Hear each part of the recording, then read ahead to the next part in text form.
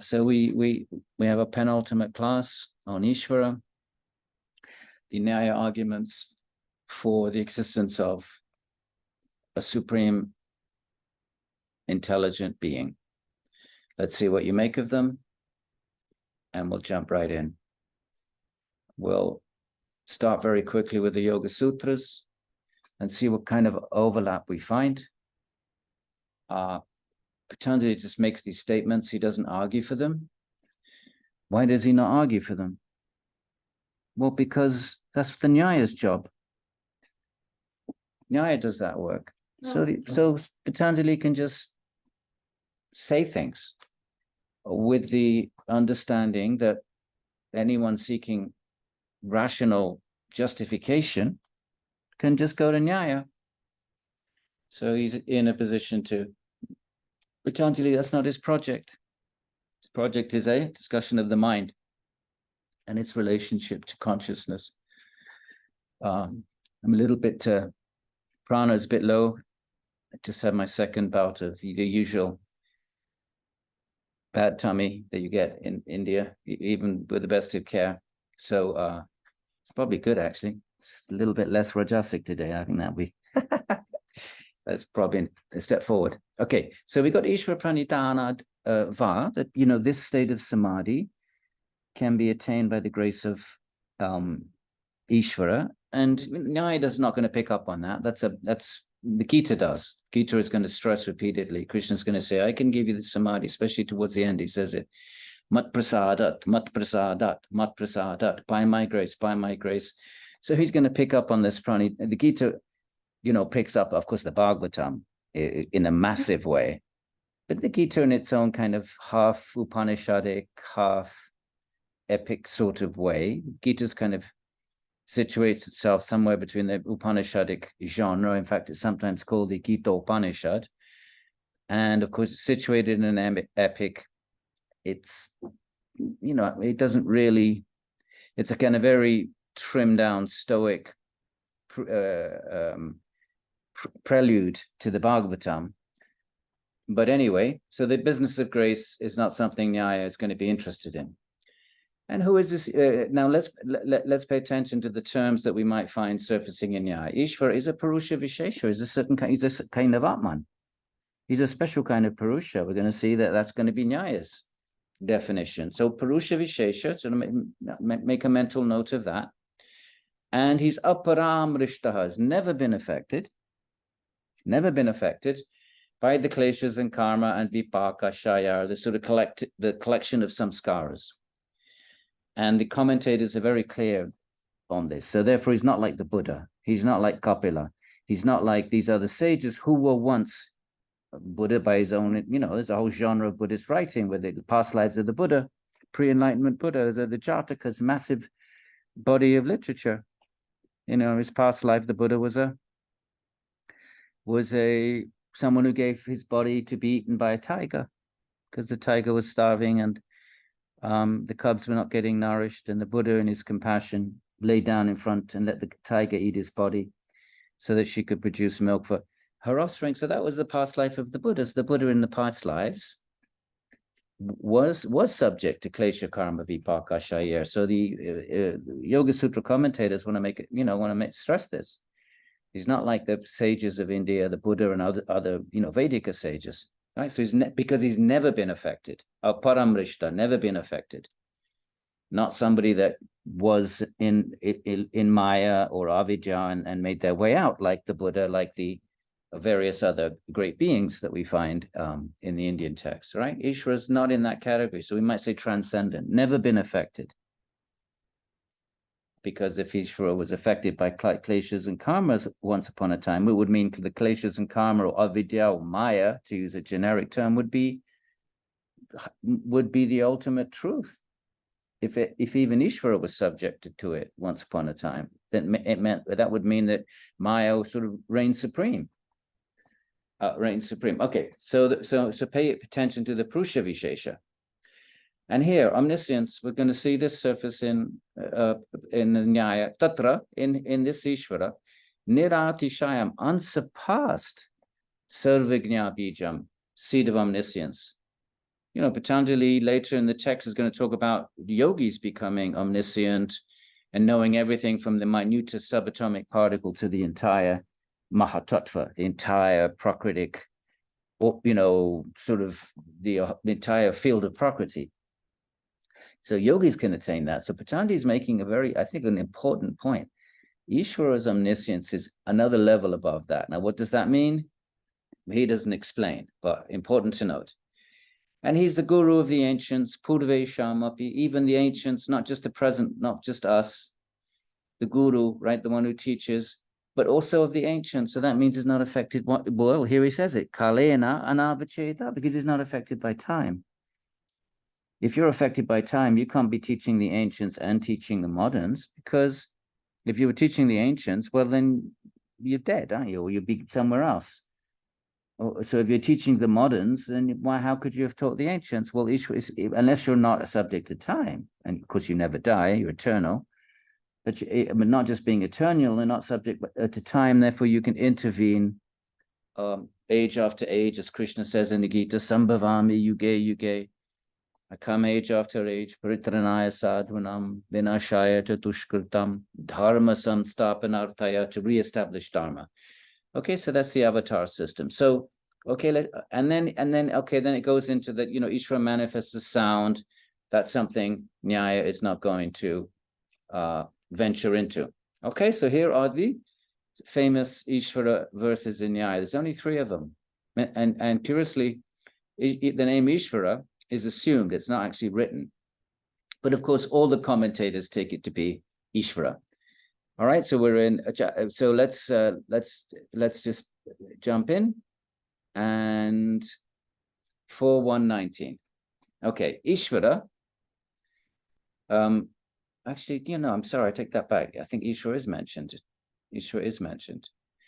Īśvara is the sufficient cause, since we find that human action sometimes does not come to fruition.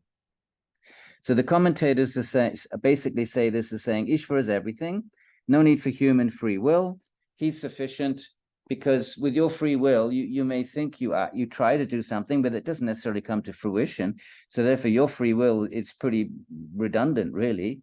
So therefore, so this is the Purva Paksha. So the first 2 sutras are opposing points of view. And the first opposing point of view is that God is a sufficient cause. You don't need to speak about human volition. And why not? Because even if you will something, that doesn't mean necessarily bring it about. So therefore, your will is not very productive, and so therefore, there must be higher causes. So Īśvara is sufficient. So that's one Purva Paksha. Remember the opposing point of view. The second is no, that is wrong. So a second Purva Paksha is going to disagree with the first Purva Paksha, and then Nyaya is going to be the Siddhanta, the correct point of view from the point of view of the school. Remember the Siddhanta. It is the foundational truth of the Siddhantas, of the non-negotiable truths of a tradition. So the sort of opponent number 2 says, no, that is wrong, that God is the exclusive sufficient cause. Since in the absence of human action, there's no fruition. The first person wants to say, well, even if you act, you thinking you're under free will, well, that doesn't bring anything about. And the second opponent says, no, that can't be right, because if you don't act at all, then there's equally no fruition. So it's not the case either that God is everything, nor that the human's will is everything. So that's how the commentators take these 2 verses. And the first position being God is everything is under the will of God, which makes you just a machine then, doesn't it? Which makes your free will becomes irrelevant. Do you even have free will then? If God is everything, then it's meaningless to even talk of free will. So that's position number 1. Position number 2 is, well, it's really God that's irrelevant. It's all your free will. And then the Siddhanta, then the Nyaya position is, and that too is not a good reason, since fruition is actuated by God. And that's taken to mean, no, you have free will. So you do have autonomy, you do have agency. That's true, but the fruit is actuated by God, not produced by God. You did the deed, but God then, once you've done the deed, by your free will, then the law of karma kicks in, but that has to be overseen by God. That's going to be the argument. So the fruits of your free will are actuated by God. So therefore, there's position number one is partly true. Position number two is partly true. Number one saying God does, number one is that God is sufficient, no free will to bring about the effects of action. Number two, opposing point of view is no, it's all human free will. Number three puts those together and says, no, you need free will, and that's completely free, and that free will then triggers action, but then that action is embedded in the law of karma, and then God is the overseer to ensure that the correct karma arrives to the correct actor. Okay, so I hope that made some sense. Let's see if Vatsyayana clears that up for us. Vatsyayana, first commentator, well, not the first, but anyway, God grants causal power, like who causes, agency, who's the cause of action, who's the cause of reaction. God grants causal power to what has been done by human beings. So in our language, you would just say free will. We have free will. God gives us free will. That is, for an individual who is acting for a certain karmic fruit, right, under the kleshas, you have ragas and dveshas, and you act out of some desire, so you want some karmic fruit. So, right, not an enlightened being, just a regular being. For an individual who is acting for a certain karmic fruit, God makes that fruit come forth. So the will is free to desire the fruit, but then the fruit is manifest by God. God's not forcing the fruit upon us. God is responding to the desires and actions of our free will. But once we generate the desire and act, then there needs to be a higher agent to ensure the fruition of that act. That's Nyaya's position. That's what humans do. If God did not, if God did not, human action would be karmically fruitless, because the fact that you act doesn't guarantee any fruit. You can't force the fruit to come.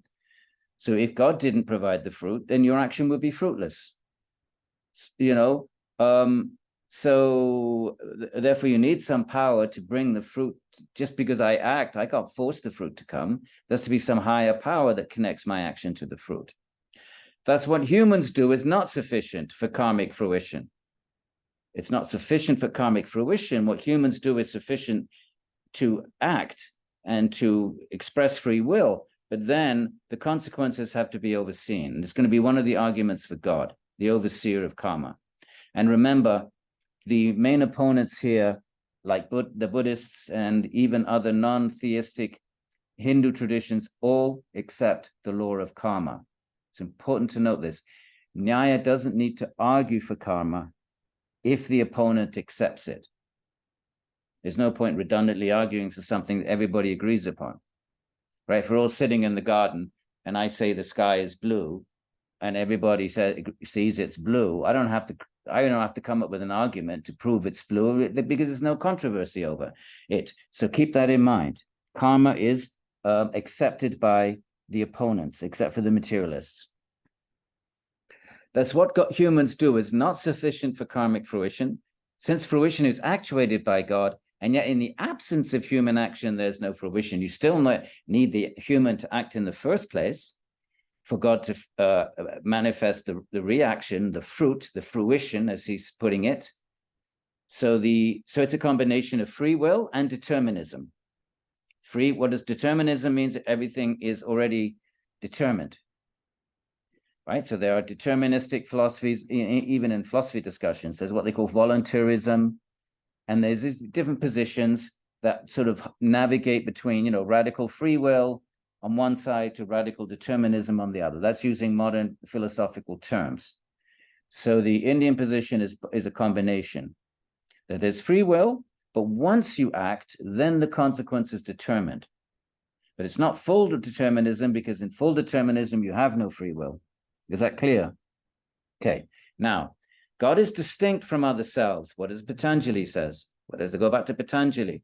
Purusha Vishesha. Here, Purusha Vishesha. A special, distinct. Vishesha means distinct Purusha. Same language. Okay, so it's nice for us to make these little connections. God is distinct from other selves owing to his special qualities. God is most akin to a self. Well, what's he, okay, he's distinct, but give us something to hang on to. What's God closest to? Is he closest to an atom of earth? Is he closest to, a pie in the sky? No, the closest thing he is an Atman, but he's a special kind of Atman. So the thing that you can mostly compare, he's most akin to a self. It doesn't make sense to think of him as something else. What are you going to think of God as, if not a conscious being? Are you going to think of him as fire, like the Stoics of ancient Greece, that he was some kind of pneuma? What are you going to think of him as? It doesn't make sense to think of him as a material thing, because then he would have no intelligence. If he has no intelligence, well, what's the point in having a God then? Surely God is an intelligent being that does stuff. So it doesn't make sense to think of him as something else. But he is different from other selves. Okay, back to Patanjali, Purusha Vishesha. Vishesha means distinct.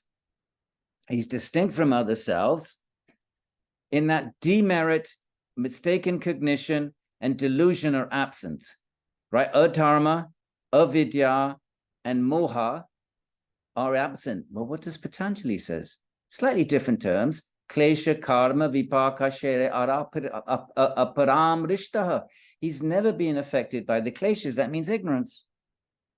Ignorance and ego and the rest of them, desire and aversion. So same thing. Do you see it's the same thing? Īśvara is klesha karma vipaka aparam rishta, never been affected by them. The kleshas and karma. He's not subject to the law of karma. He's the overseer of karma. So very, very close.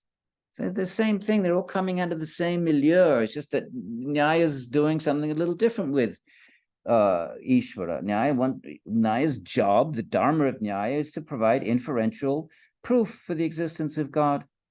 Well, Patanjali's use for Nyaya is as a bestower of liberation. That doesn't mean the Īśvara is different. The same Īśvara, but Patanjali has a different function for Īśvara in his system, which is Samadhi Siddhir. And Nyaya's relationship with Īśvara is they're the logicians. They have to prove he exists in the first place. If he doesn't exist in the first place, how's he going to give you Samadhi? So don't think it's a different Īśvara, but you'll see, we're trying to draw attention to the overlap where we find them. Okay. So how is he different from other selves? In that demerit, adharma, mistaken cognition, right? Avidya, which is the root of the kleshas. Remember Patanjali. Avidya, kshetram uttaresham, it's the field of the others. So avidya and delusion are absent, while he is perfect in dharma, knowledge, and yogic concentration and accomplishment. So interesting, they define him as, with all the cities, he's, the accomplishment and, he's samadhi, yogic concentration. So kind of defining Īśvara almost in Patanjalian terms. Gita's not going to be very comfortable with this kind of slight limitation of Īśvara. He doesn't need to concentrate. He doesn't attain. But I think what it means is that Īśvara is absorbed in his own nature. He's immersed in his own nature. Anyway, let's just keep reading. As a consequence of his merit and concentration, he possessed lordliness. Now lordliness means Aishvarya, majesty. So Īśvara is the noun, and elongate the first I into Aishvarya. Aishvarya means lordliness. Īśvara is Lord, Īśvari is lady, but lady Lord doesn't quite have the same resonance as Lord. So whatever the female, let's call it Lordess or something, I don't know, because lady doesn't quite fit the bill. It doesn't matter. So Īśvara has Aishvarya, majesty. So for example, Narayana is Aishvarya, the majesty of God. Well, what about Krishna? Well, Krishna hides his majesty. Ellen remembers all Yoga Maya. Krishna hides his majesty. What does he do, Ellen? Does he crawl about with bruised knees and fall over the threshold and toddle about? Because what is that then? That's hiding this Aishvarya. Why does he do that? So that you can love him. If he's Aishvarya, that's going to create distance. He creates distance. He creates awe and fear and reverence, like the Old Testament. Or either Krishna in the Gita when he shows that awful form to Arjuna. So So he's got all of these. As a consequence of his merit and concentration, he possesses lordliness, Īśvara, in the form of the eightfold siddhis, which are mentioned in Patanjali, or Patanjali just mentions them, he doesn't list them, but the commentaries do, right? For example, what? The ability to make oneself as small as an atom. So Īśvara can make himself, but even yogis can do this. So I don't find this very useful, because it doesn't clearly demarcate between the Siddha yogi and Īśvara. But never mind. This is not a major part of the chapter. His merit, his dharma, which conforms to his intention. What is dharma? Dharma is nothing other than his intention. God is always good. So his intention, there's no question of any adharma. In fact, dharma emanates from God's intention. Dharma is nothing other than what God intends. So therefore, what is right and what is wrong? What are the codes of the universe? What's the dharma of the universe? What keeps the universe revolving? What are the dharmas of all being? That's nothing other than God's intention. So you can think of it that way. So what is it? What is God's dharma? Our dharma is we follow what somebody else decides is our dharma, what the Dharma Sutras tell us to do. So what's dharma for God? It's his intention. It's his will. So his dharma, which conforms to his intention, activates the merit and demerit collected in each individual self, as well as in the gross elements such as earth. So in Nyaya, every single thing is what it is because of karma. And karma is nothing other than dharma and adharma, right? So you act, right? What does Patanjali say? Punya, hetutvat. Because of your punya and your apunya, then you get your jatiya, your bhoga, the birth. He's only talking about humans. But actually, Nyaya is going to say, there is nothing in creation. There's no random, like, stone in the field that's been there 10 billion years. There's a reason, a karmic reason for it to be there. Maybe at some point the farmer is going to stub his toe on it, and now that stone's karmic sort of raison d'être has been manifest. Everything is what it is. No random. Everything in creation is put together. The whirling of the subatomic particles, the forces, all of that is put together at the beginning of each cosmic cycle. Simply the law governing all of it is nothing other than the karma that the infinity of living entities that are injected into the universe require. They require the amoebas, bacteria, everything require, embodiment in certain atomic configurations, which we call bodies. All of it is nothing's random. Every single thing is governed by the law of karma, and the law of karma is nothing other than the fructification of past action. It's fast. So therefore, his dharma, right, it activates the merit and demerit collected in each individual self, so that when we're born, we have dharma and adharma, samskaras that need to be fructified, that we need to experience. We did good and bad things in past lives, and we need to get those consequences. Well, who connects the right fruit to the right person? Think of it. I'm sitting in this room, and there's ants and bacteria and bugs and atoms in the wall, and all of it's put together just because of karma. And then think about the whole universe like that. So therefore, God has to be omniscient. It's to know every single atom, every single atman, all the dharma and adharma in every single atman, and he has to put it all together so that the appropriate fruits come to the appropriate person. That's the sarvagnya of Patanjali, omniscience.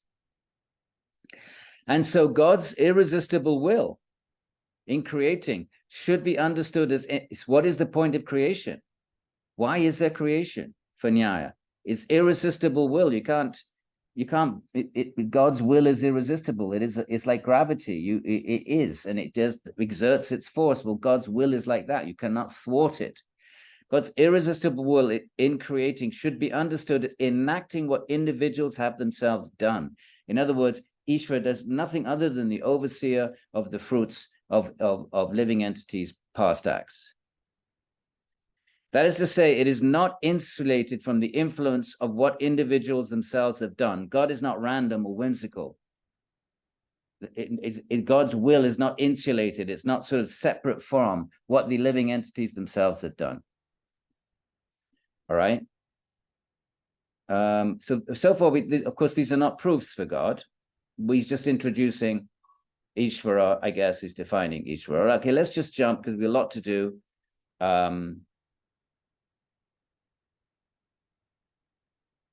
God is a trustworthy authority. What were our three sources of knowledge? Pratyaksha, Anumana, and Agama, words. So the words of God are trustworthy because he knows everything. Remember the definition of a trustworthy authority? He has to have experienced whatever he's going to disclose to you, and he has to have a desire to communicate it to you. Well, Īśvara has both of those. So therefore, he is a trustworthy authority. He comes under that third way of knowing. His relationship to creatures is like that of a father to his progeny. Well, we've heard that one before. Father of living entities. Right? He's just the overseer of what we've done. Can't say God is cruel. It's simply that there's a law of action and reaction until we seek liberation. You know, there's not a rich bhakti theology of love here, by the way.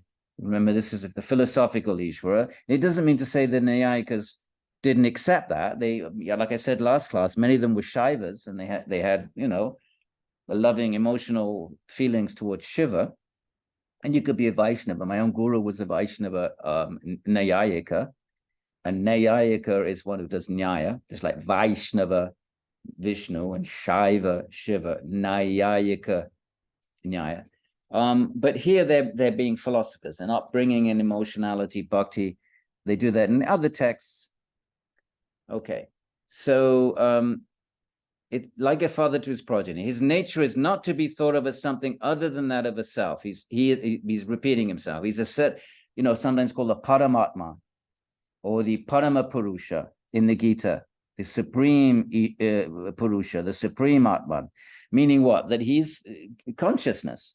It's not like a tree made of matter.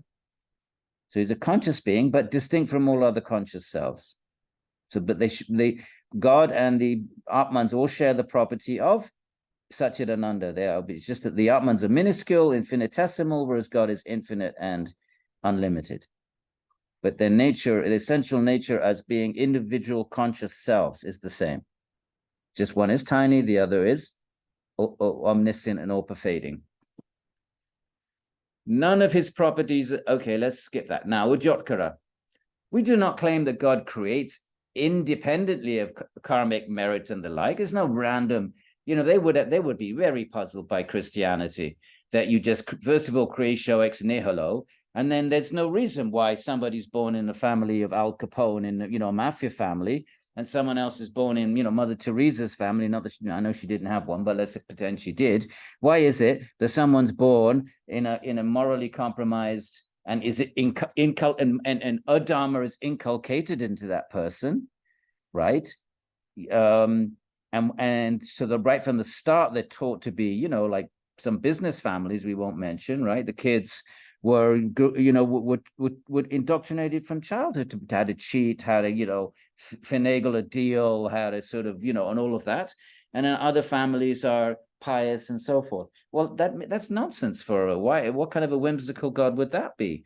And Nyaya says, no. God doesn't create independent of karma. You know, good things happen to bad people, bad things happen to good people in a past life because of action.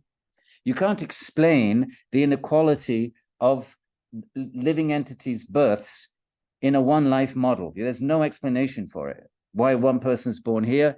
If you have a one life model, you can't explain it. You just have to put your hands up and say, well, we can't question the mind of God. Fine. But Nyaya is going to say, well, that's not philosophy, is it? You know, when you have some philosophy, come back and talk to us. We want an explanation for this. Or otherwise, then, you know, you don't belong in the company of philosophers. Cause and effects have to have causes. Birth is an effect. It's already conditioned. Your birth in this family, that family. Well, where's the cause then? The only way you can assume that you have to posit a previous life, because you just got born. So there's no cause in that life. Your birth itself is an effect. So they would want philosophy being, you know, relationship of causes and effects. That's really one way of thinking of philosophy and science, for that matter. So therefore, back to this. So, so here we are. So God, where were we? Oh, over here. We do not claim that God creates independently of karmic merit and the like. Rather, the Lord grants human action causal power. You have free will, but your acts have causal power. You're free to act any way you want, but the minute you act, that act is a cause. What's the power? The power is that it produces an effect. So embedded in the act, which is causal, is its equal and opposite reaction or effect. But so therefore we actually create our destinies. We have created everything about ourselves in this life, whatever happens to us. And no point whining and saying, well, I'm such a good person, why do I suffer? Everything what comes to us, nothing is random, my friends. And actually to embrace this is very empowering. I mean, we can't change what's going to come and hit us from past action, but if we deeply embrace this idea of karma, we can immediately change our futures.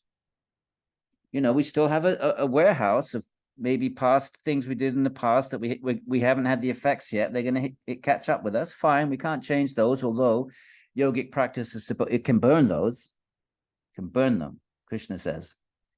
But what we can do is immediately take possession of our future destinies. So I think karma theory is very empowering. So rather, the Lord grants human action causal power. What is meant by grants here? All right, he wants to analyze his own statement. What does it mean, grants? What is it? Well, how is the Lord granted? Remember, the Lord being Īśvara. When the time comes, conditions are in place for what anyone has done to fructify karmically, could be in this life. Remember, Patanjali says, drishta drishta janma vedaniya. When do we vedaniya? When do we see our karma? Well, drishta adrishta. It could be this life, it could be the seen life or the unseen life, could be this life, could be another life. But whatever that is, when that time comes, right? The Lord accordingly apportions causal power at that moment. At that moment, then the Lord manifests the causal power of that act, which causes an effect. He activates the power within it. It's just like if you split an atom, you release the sort of atomic energy that's embedded in it. So the action embedded within it has an effect, a reaction that will necessarily has to be experienced, unless you burn it by yogic practice. Let's bracket that for now. And so when that time comes, then it needs someone to trigger that. Yes, and that your reaction has to be in conformity with all the reactions coming to every single living entity, including the subatomic living entities, the amoebas, the bacterias, the bed bugs, if you're in Paris right now. All of that has to be overlapping. So anyone who would suggest that God acts with indifference to karmic histories, if you just say, well, God doesn't care about karma, he's just whimsically, gives his grace over here, vents his anger over there, engages in genocide. The wrong people ventured into the wrong geographical space, or I wipe them out. So anyone who would suggest that God acts with indifference to karmic histories would face unacceptable consequences. From a philosophical point of view, if you say God's indifferent, well, then you now have to face unacceptable consequences. What is that? Such the impossibility of liberation. If God just is whimsical, you could work away at your sadhana and tapas, but you wouldn't get anything necessarily, because God might not be interested in you. He would be acting indifferent to all the tapas and jnana and all the sort of hard work you did. If God was just indifferent, there's no guarantee of liberation. So he's saying, if you take that view that God is indifferent, you're going to run into all kinds of problems philosophically. But such consequences are avoided. But you can avoid those philosophical problems if you accept our view, right? Says Nyaya. On the view we have advanced. What is that then? That God's creative action is in accord with karma. There's no randomness. There's no whimsical God meting out just emotional reactions to special people and destruction of others, and so forth and so forth. Now, let's keep going. When the sutras say that fruition is actuated by God, right? Why is it in bold? What do we say? Because the text has it in bold. Here it is, the third verse. Fruition is actuated by God. So anytime, I know I'm repeating myself, my friends, but if you're like me and you get to a certain age, you're very happy with repetition. When the sutras say thus, say what? That's verse number 3. Fruition is actuated by God. The Lord is taken to be an efficient cause.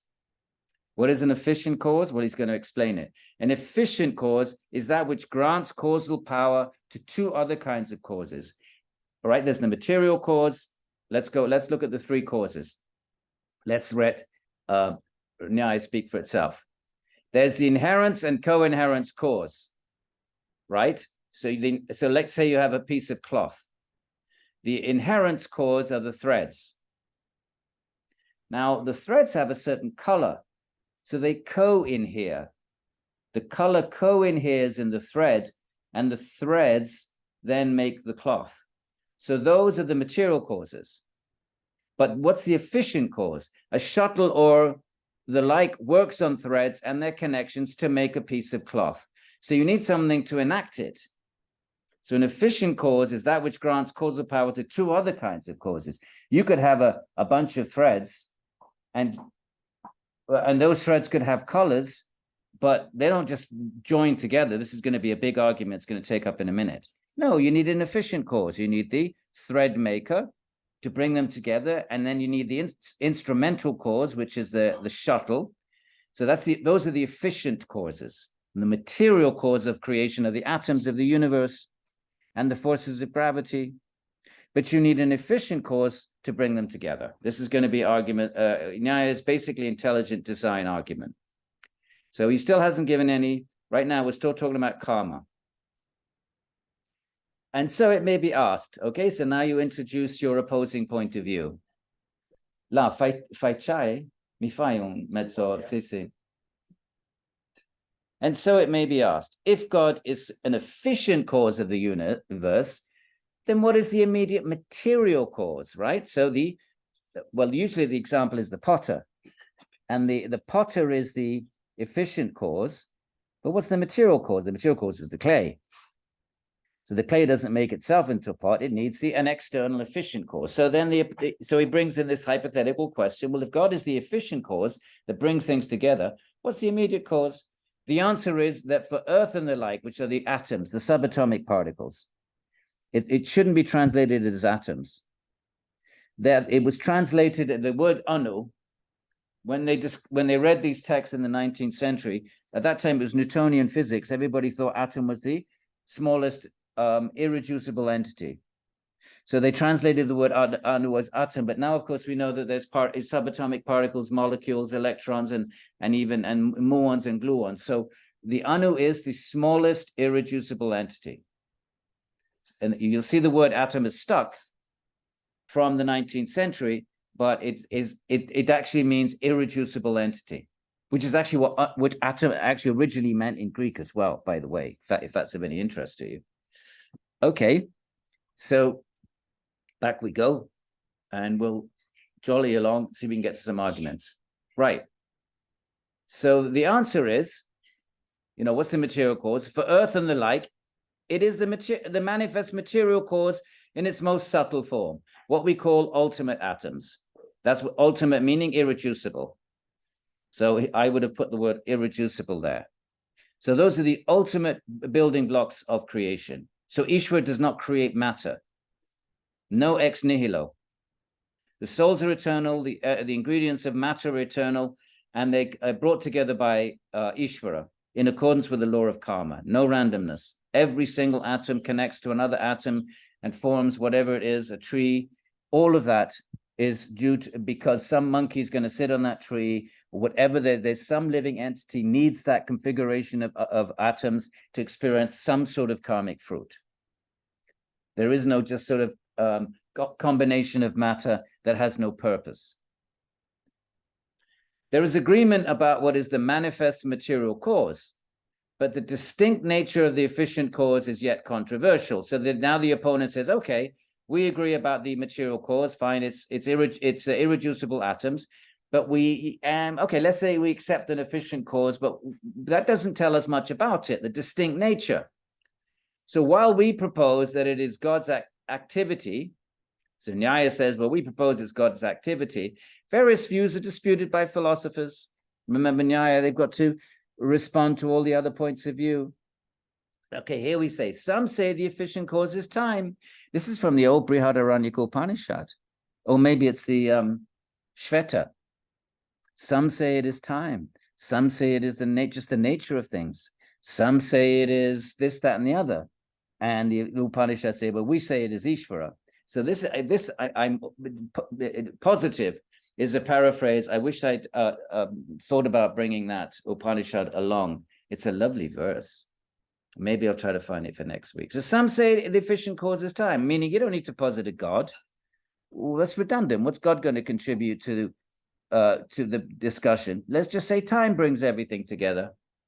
Others say it's God, and others that it's nature itself. So that would be a materialist position.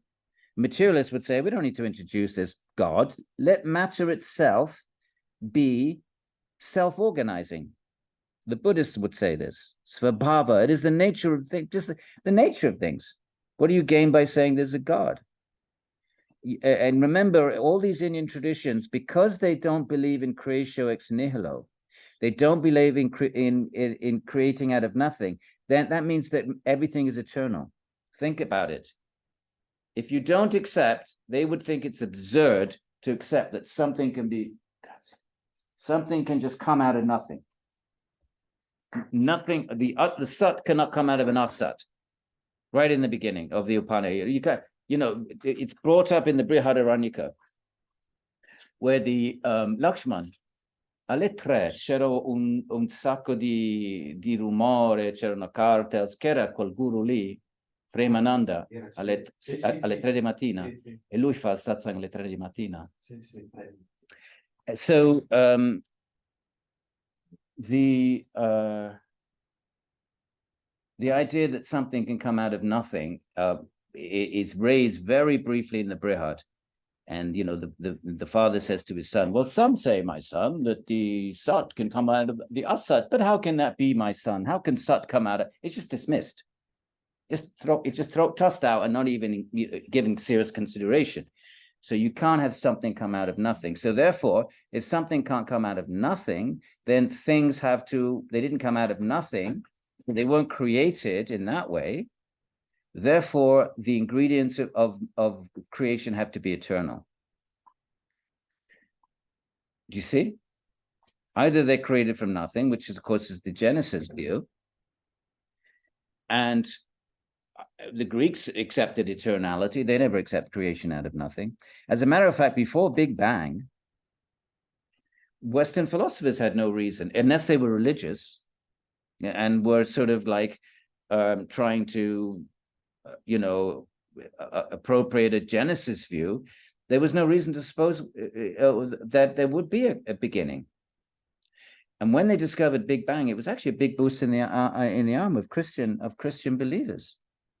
Because the idea that not quite from nothing, but there was at least this infinitesimally, pretty close to nothing, although that would be the wrong way of thinking about it, because that initial point moment had everything compacted in it. So actually it's not quite nothing at all.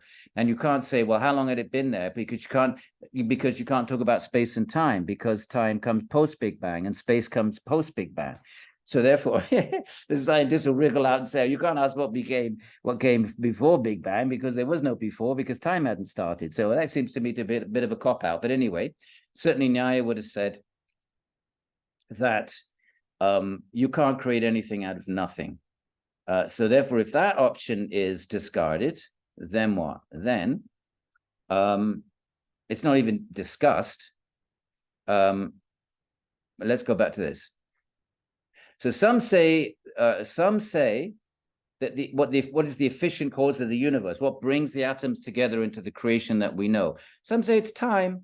Others say it's God, like we do. I'm putting my Nyaya hat now. And others that it is nature itself. It's the very nature of things to self-assemble, right? But notice there's no Nyaya is not even presenting the possibility of ex nihilo. There's something coming out of nothing. It doesn't even make it onto the list of possibilities. So given the disagreement about the specific cause, what then is the reasoned view, right? Reason means anumana. What does anumana, what is our methodology that we've looked at in the first and second work discussions, my friends, in this series? We looked at how does anumana work? That would be the reasoned view, not the view that you've perceived, because no one has perceived creation. Or the words, okay, words are fine. Upanishads can tell us how it took place. That's fine. We don't reject that. But is there a reasoned view? Is there a way that we can take a position based on reason? So what is the reasoned view? Given that there's these options, God being only one, time being another, and just the nature of things being yet another. We say that it's God, right? We feel that reasoned view is God. For the knowledge sources support this view irrefutably. So what are the knowledge sources? The Upanishads and the yogis who have seen God. That's accepted by Nyaya. Now, they want to say that in addition to those two, there's an anumana can also establish the same truth. But they're taking their hat off. They're deferring, just briefly. They're saying, well, the other knowledge sources, we're going to give you a knowledge source that's going to support this view. That's the anumana, inference. But we just make it. But while we're talking about it, let us note that the other knowledge sources also support it, that there's an Īśvara, because the Upanishads say so, and many yogis have perceived it. Right now, but the objection you're not happy with this. But you can't just, the existence of God isn't proven, right? We don't care about your Upanishads. Maybe they were just made up by some overweight Brahmin. So why should we accept the Upanishads? And any yogi can just sit cross-legged, cross-eyed, and look pious, and then it was funny. The other day, I was walking along the road, and Vrindavan is a holy place. There's loads of sadhus, and there was somebody obviously putting on a show, to get money, and he was sitting there cross-legged, and he had his eyes up like this. And with due respect, it was quite obviously a bit of a show. He had his money thing in front. So the opponent says, well, he could come out, he could claim he's seen God, and why should we believe these old Upanishads? Is there a reason view? Can we do better than that? So the opponent says, but the existence of God isn't proven. Answer, by this you appear to be trying to confound our position by suggesting you must first prove God's existence, and then by refuting rival views, establish that he is the efficient cause. So Nyaya says, you seem to be saying we first need to say that God exists. And once we've done that work, then we take on a second argument that he's the efficient cause of the universe. And they're going to go on to say, no, by proving he's the efficient cause, automatically we prove that he exists. If something's an efficient cause, then you don't have to separately prove that it exists. If you can prove something is an efficient cause, automatically embedded in that argument is the proof of that thing's existence. Okay, everybody clear? So, but we deny that this is the case. We don't accept that we first need to prove that God exists and then that he's the efficient cause. God's existence is implicit in the proposition that he is the world's efficient cause. Right? If I say the car is red, I don't need to prove that there's a car and then prove that it's red. The fact that if I can prove that the car is red, well, inherent in that, embedded in that, is that there is a car. Otherwise, I couldn't prove that the car is red. So that's what they're saying. God's existence is implicit in the proposition that he is the world's efficient cause. In other words, why are they doing this? Is this just fooling around with words? No. Their proof for God is going to very much involve God as the requirement of an intelligent, efficient cause for creation. So that very proof for the existence of God in the first place is going to be supervene, as the philosophers say, is going to be dependent on the need for intelligent causality of creation, which is just another way of referring to Īśvara. All right, so that's why they took that rather circuitous. It's it's Nyaya. They're not wasting words. So God's existence is implicit in the proposition that he is the world's efficient cause. Okay, so now they made that point. The reasoning, so now then, okay, then fine, let's say we accept that. Okay, if you can prove that God is the efficient cause, then automatically you've proved that there is a God, because otherwise he couldn't be the efficient cause. Okay, fine. So now let's see what that argument sounds like, that God is the efficient cause. The reasoning, right, they're looking for a reasoned view, again, in contradistinction to the other forms of knowledge, words, and perception, which Nyaya accepts, but they may not convince the opponent. So we're going to convince you by reason then. What's the reason view? The reasoning that establishes God causality also establishes existence. He's repeating the same point. Something that doesn't exist cannot function as a cause. So basically they're saying what we have to do is show that God is cause. And then automatically we've proved that he exists. All right? So that's the argument. So the opponent goes, all right, then, okay. Well, then in that case, what is the proof of God's causality then? Fine, let's accept what you're saying, which actually, I don't see how you can refute it. How do you refute that? If God is causal, efficient cause, then he must exist. But that seems to be very simple, but very sound. How do you respond to that?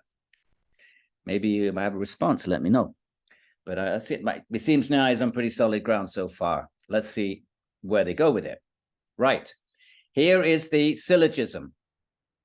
Just like the Greek syllogism. All men are mortal. It's a major term. Correct me if I get any of this wrong. Minor term. Socrates is a man. Conclusion, therefore Socrates is mortal. So that's the Greek syllogism. Okay. If it is the case that all men are mortal, and if it is the case that Socrates is a man, then the conclusion is unchallengeable, that Socrates is mortal. Okay, so that's a syllogism. Major term, minor term. I mean, some of you, I haven't really studied Greek logic, but you can correct me if needed. Right. This is the Indian, sort of parallel equivalent to it. Primordial matter, what is that? Atoms and karma. So the eternal building blocks are, remember, subatomic particles and then other things as well, but let's just stick with atoms. Karma is the force that brings them together in a particular way. Nothing random. And the way that they're brought together is to fulfill the infinity of karmas of all living beings, from the tiniest amoeba or single-celled organism. Anything that's alive in any sort of way has an Atman. Anything. Life is Atman. Life is some level of consciousness. So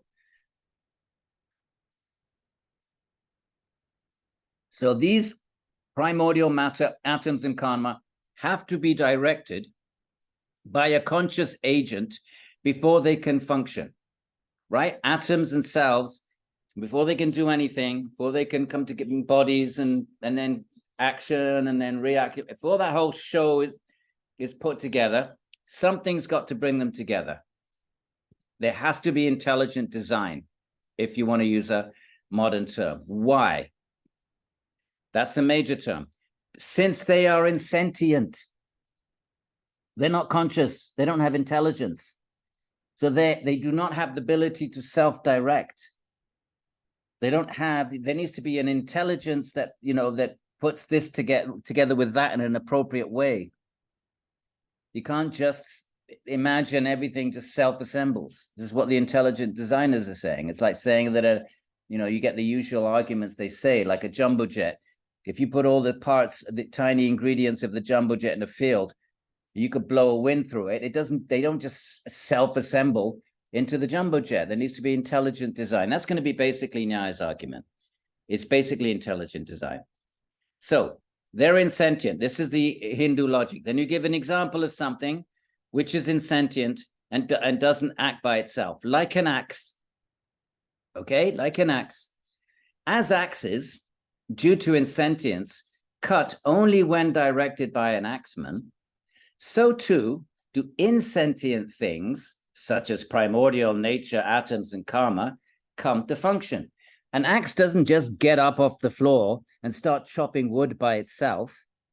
It needs to be guided by an intelligent agent. So anything that's insentient cannot self-direct, cannot self-act.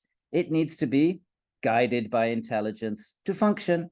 So the same with atoms, karma, the living entities, right? Before they have bodies, they're just little conscious monads. They don't have minds. So who brings them all together? They don't just self-assemble. And why don't they? Because we have no example in the world of that. Inference. We have no examples of smoke that does not come from fire. You cannot just randomly say, well, this one little example of smoke doesn't have fire. Can't do that. There's no example of it. So all products is basically where this whole argument's going to go. All products are produced. They're brought together. Anything composed of parts is brought together by intelligence. They don't self-assemble. That's the ultimate argument, and that's basically intelligent design.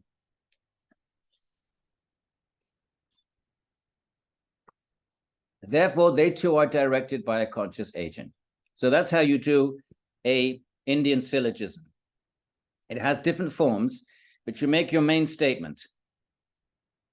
And then you give the cause, the reason why you're making it. So you're saying matter have to be directed, right? So that's unproven. So you're making your, what do they call that? I forget all the terms. But the reason, so you have the paksha, hang on, it doesn't matter. So the reason is because they're insentient. Then you give one example that supports your case. Like an axe, which is insentient, right? The axe has to overlap with number one and number two. The main term is the primordial matter have to be directed by intelligence. And then the reason why so? Because they themselves are intelligent, are insentient, not intelligent. So now your example has to be an example of something that is insentient and that needs to be directed by a conscious agent. You give an example of that. Like an axe, which is insentient, and in order to be used, has to be directed by a conscious agent. This is the formal format of a Indian syllogism. Now, your opponent has to do what? He can pick it apart in so many ways. He can show that you can question any of these premises, and you defeat, and then and you have debates, and they have moderators, and there's failed inferences or insufficient or inferences that overgeneralize or inferences that undergeneralize. There's a whole Catholic, you know how technical Indian knowledge systems are. We know that from, the Yoga Sutras vocabulary. So there's this whole technical, refined over centuries, a technical storehouse of how arguments fail, or whether they're insufficient, or whether they contradict their premises, and so on and so forth. And you could study that and do a PhD on it. Okay, so that's the basic argument. It's going to give another form of that. Now the objection. Again, notice how rich Indian philosophy is. They don't just spout their truth. They're bringing in opposing points of view.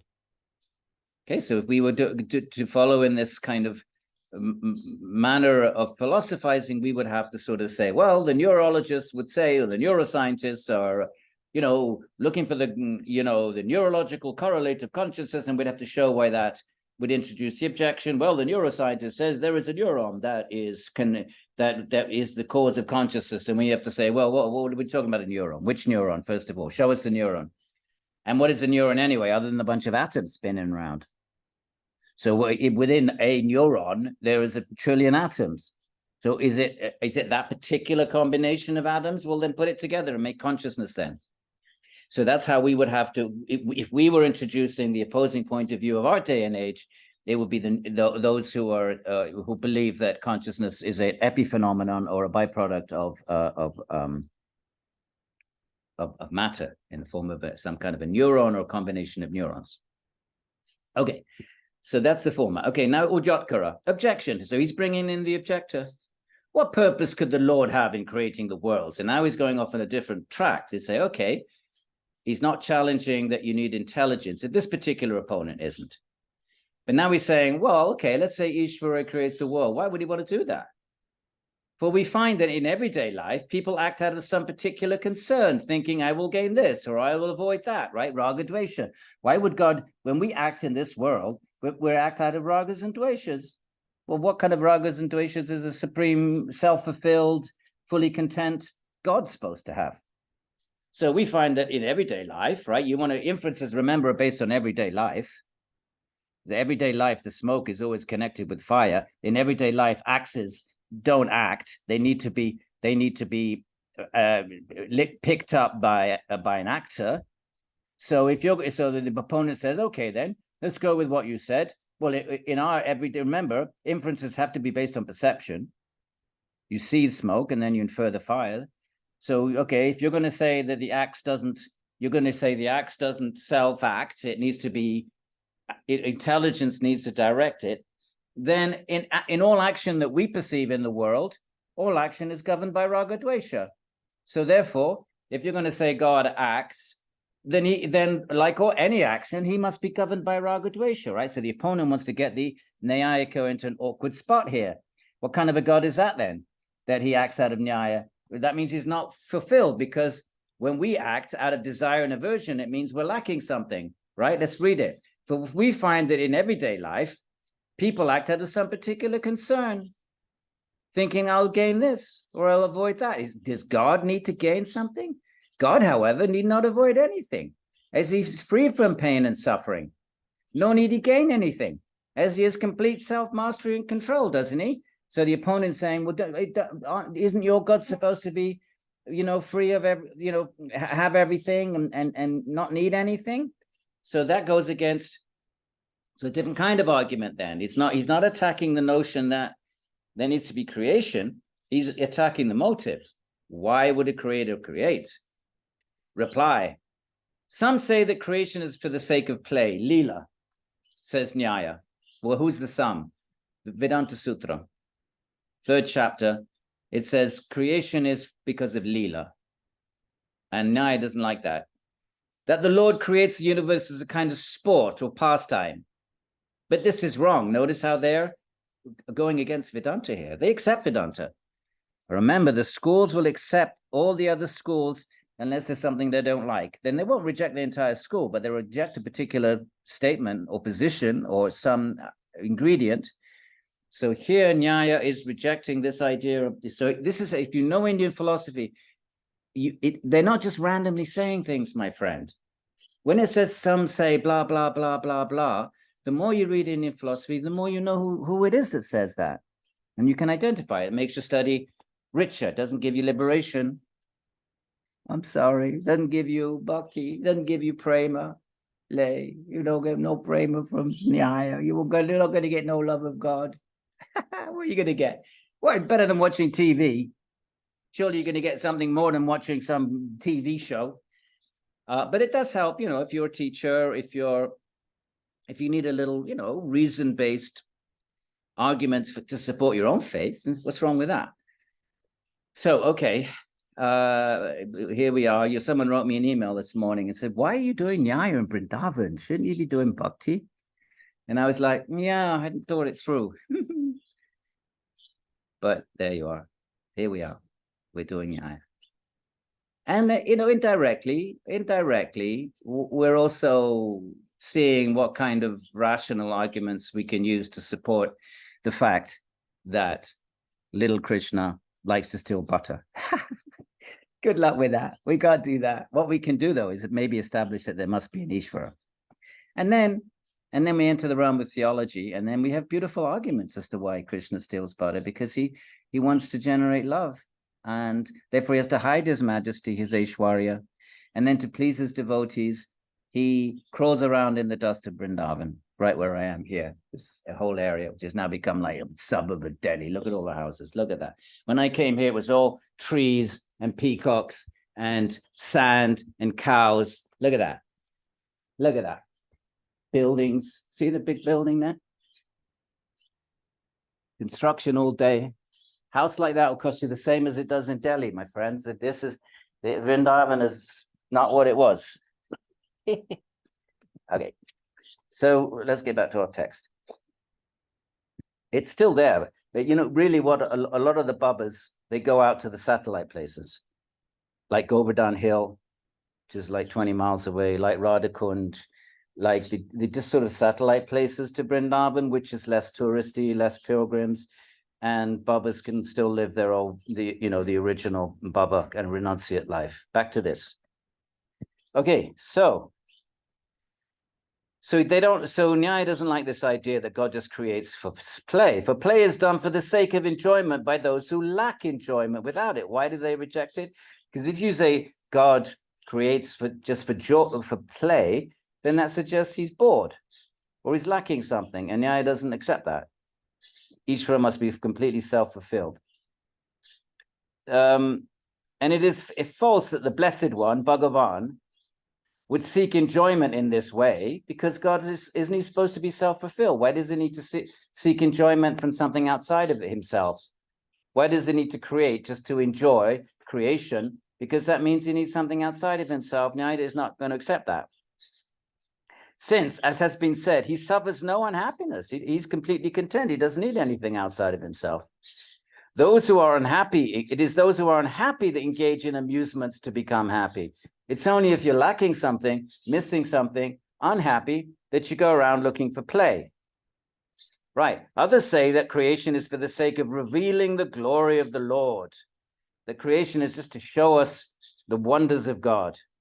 They think that God creates the manifold universe as a testament to his glory. Okay, I don't need to explain that. This is similarly wrong. What does God get? He doesn't gain anything from, was he a show-off?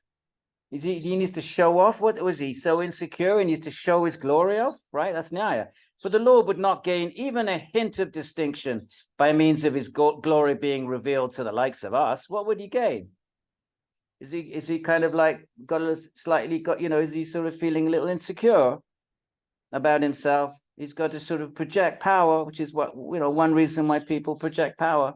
Nor would he lose anything by not revealing it. What would he lose if he didn't reveal it? So those are the Purva Pakshas, the opposing points of view. Okay, and this one is the first one is Vedanta, and the second one could be Shaivism, Shaktaism, that Shiva creates out of Leela and out of maybe to manifest his glory, whatever. There are different schools that will be taking these positions. So then why then does he create, says Nyaya? The proposal that cannot be faulted. Right? Remember, this Nyaya is about reason. So what do? Are we clear about the method? What is Tarka? You clear the ground for the Siddhanta, for the reasoned point of view. But first you have to dismiss the opposing points of view. You clear the ground. Clearing the ground does not establish your view, but it clears the ground. And then you bring forth your view, and then you bring reasoned arguments to support the view. So first you show by Tarka. Remember Tarka in lesson number 2. If not, go and check that. So what's the reasoned view then? Why then the proposal that cannot be faulted, that you can't just dismiss, is that he does so because that it is very nature. As elements like earth function by their own nature in acts such as providing support, right? Earth provides stability. Water provides liquidity. Fire provides energy. It's their nature. So God's very nature, I'm not sure this is a very good argument, by the way, but let's go with it. Right, because you know what, I tell you what, if you wanted to challenge Nyaya on that, you could just flip the arguments they just gave for the first two opponents. You could say, well, that means God's trapped by his nature then. If you say it's God's nature to do that, then now his nature is like any other thing that it's trapped by it. It has no way of changing it. It's not free to not have that nature, and therefore God is also trapped. You could use that argument against what Nyaya is going to say here now. So let's see how you feel about it, which is why I'm okay. Right. As elements like earth function by their own nature in acts such as providing support, right? Earth is what supports, it gives stability and solidity, right? Air, water, fire, they don't provide solidity, but earth does. So as that's the dharma of earth, the Lord is also active in accordance with his nature. The fundamental truth about him is that it is his intrinsic nature to act. Okay, that if I wanted to try to defend Nyaya, you could say, well, actually, yes, God is conscious, isn't he?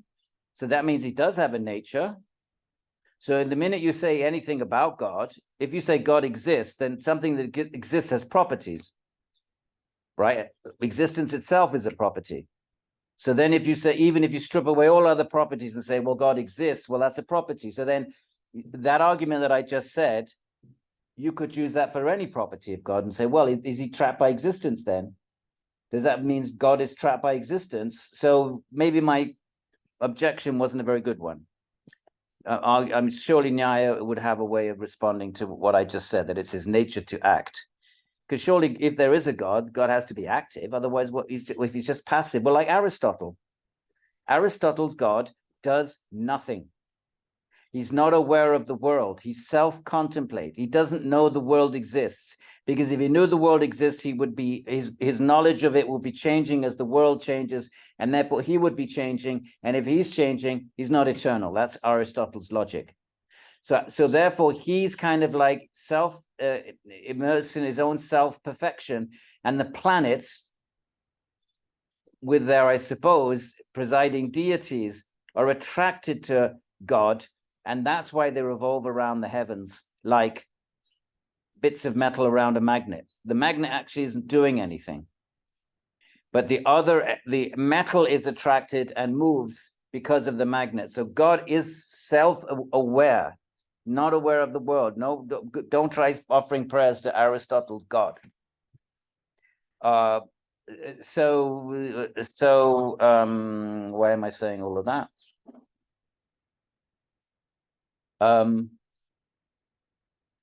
Yeah, the fundamental truth about him is that it is intrinsic nature to act. Okay. Objection.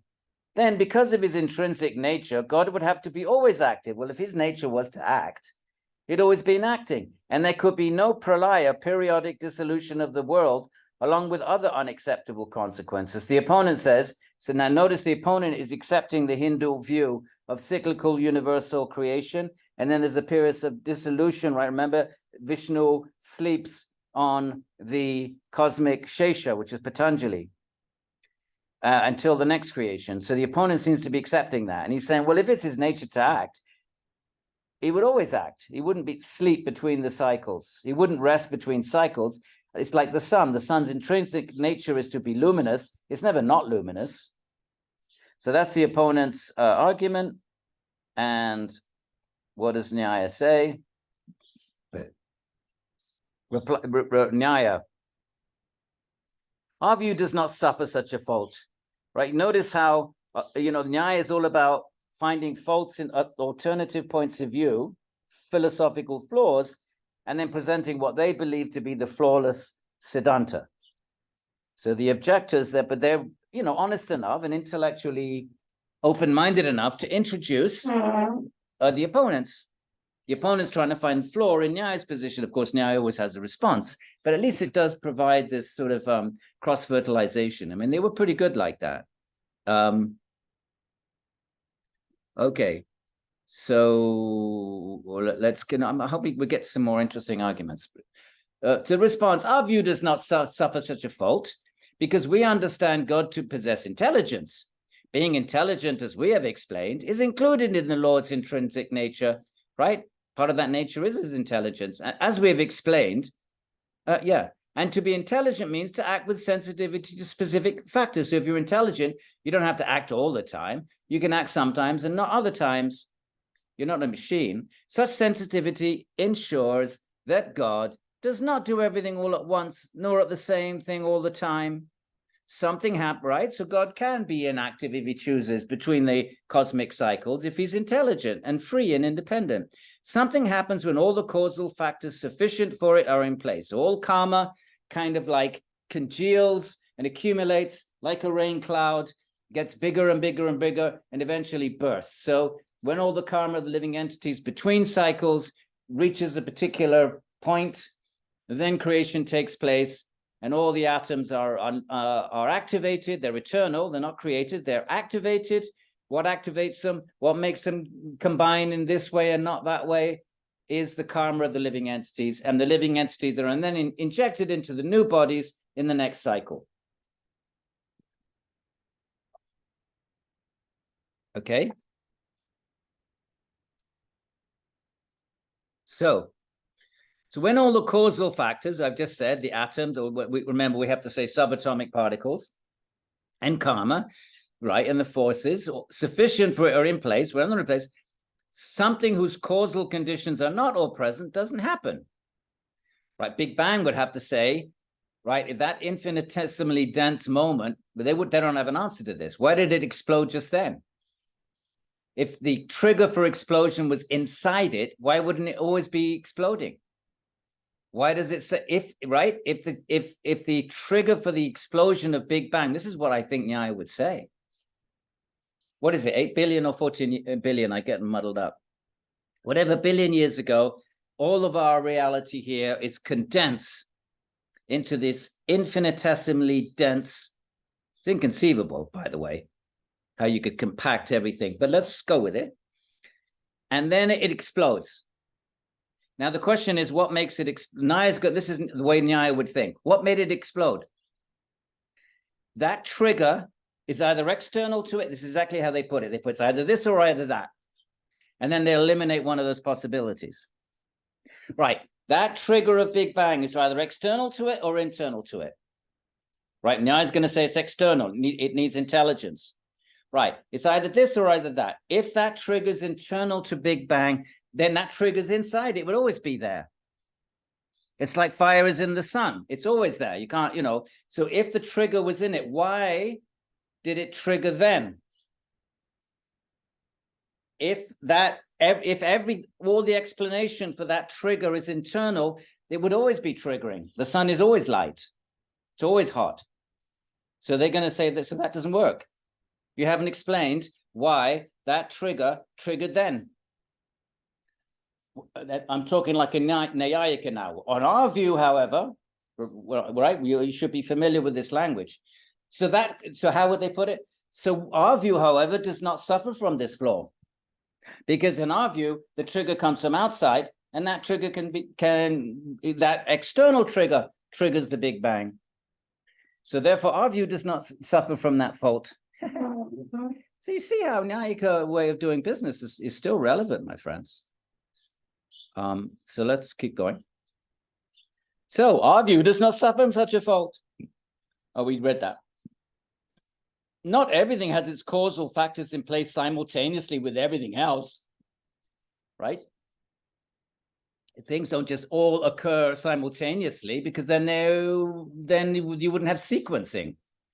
You'd have a frozen reality. So if there's a sequence in anything, then that means a sequence means that the causal factors are sequential. So there's a flow of reality. Right. Thus, our view does not face the unfortunate consequence. So you're getting used to the language? Very, very polite. Your view has an unfortunate consequence, very Victorian. Well, your view really suffers somewhat from this rather unfortunate consequence that you can't explain this, that, and the other. So they're quite polite, but sometimes they're not. Sometimes they say, oh, these boulders. But when they, instead of using the term the momentary people, or the anatma people, when they actually use the term boulders, then they're going to say something not very nice. Then it's going to be ad hominem. Like they'll say, it's no point talking to these boulders. Their positions are half-baked, and it's really no point. But when they're engaging philosophically, they won't name them Buddhists. They'll say the kshanikavadins, those who believe in momentariness. And then that means they're going to engage the principle of momentariness, and it's not going to be a polemic against ad hominem. Or the anatmavadins. So they're called anatmavadins, means those who believe in not eternal Atman. Kshanikavadins, those who believe in momentariness. But but if they say boulders, you better hold your breath. They're going to say something a little bit, then they're going to be a bit rude. But normally they're very polite. Our view does not suffer from such undesirable consequences. All right. So thus our view does not face the unfortunate consequence that everything would happen all at once. In acting, the Lord looks to the proper time for the manifestation of karmic merit and demerit, a proper time for it all. That is to say, he looks to the conditions sufficient to bring something about, right? But what does Patanjali say? It very vaguely says that your karma comes in this birth or another birth. Patanjali is not interested in getting into this level of detail. By the way, the Buddhists, in my opinion, the Buddhists have very, very sophisticated analysis of karma, the specifics of karma. Everyone accepts the general principle of cause and effect, but really getting into what kind of actions result in specifically what kind of bodies, with some level of detail. The Buddhists have a vaster analysis that if you do this, you'll end up in that form. So, you know, Buddhism has contributed enormous contributed enormously to our understanding of certain things like karma and reincarnation and the mechanics of it. But the Vedic schools are not, might do a namaha for all of that, but they are. But the line in the sand is that the Atman is eternal and that there is an Īśvara, and you have to, you know, at some point you have to defend those truths if you want to have a intellectual tradition that's going to pass muster. Okay.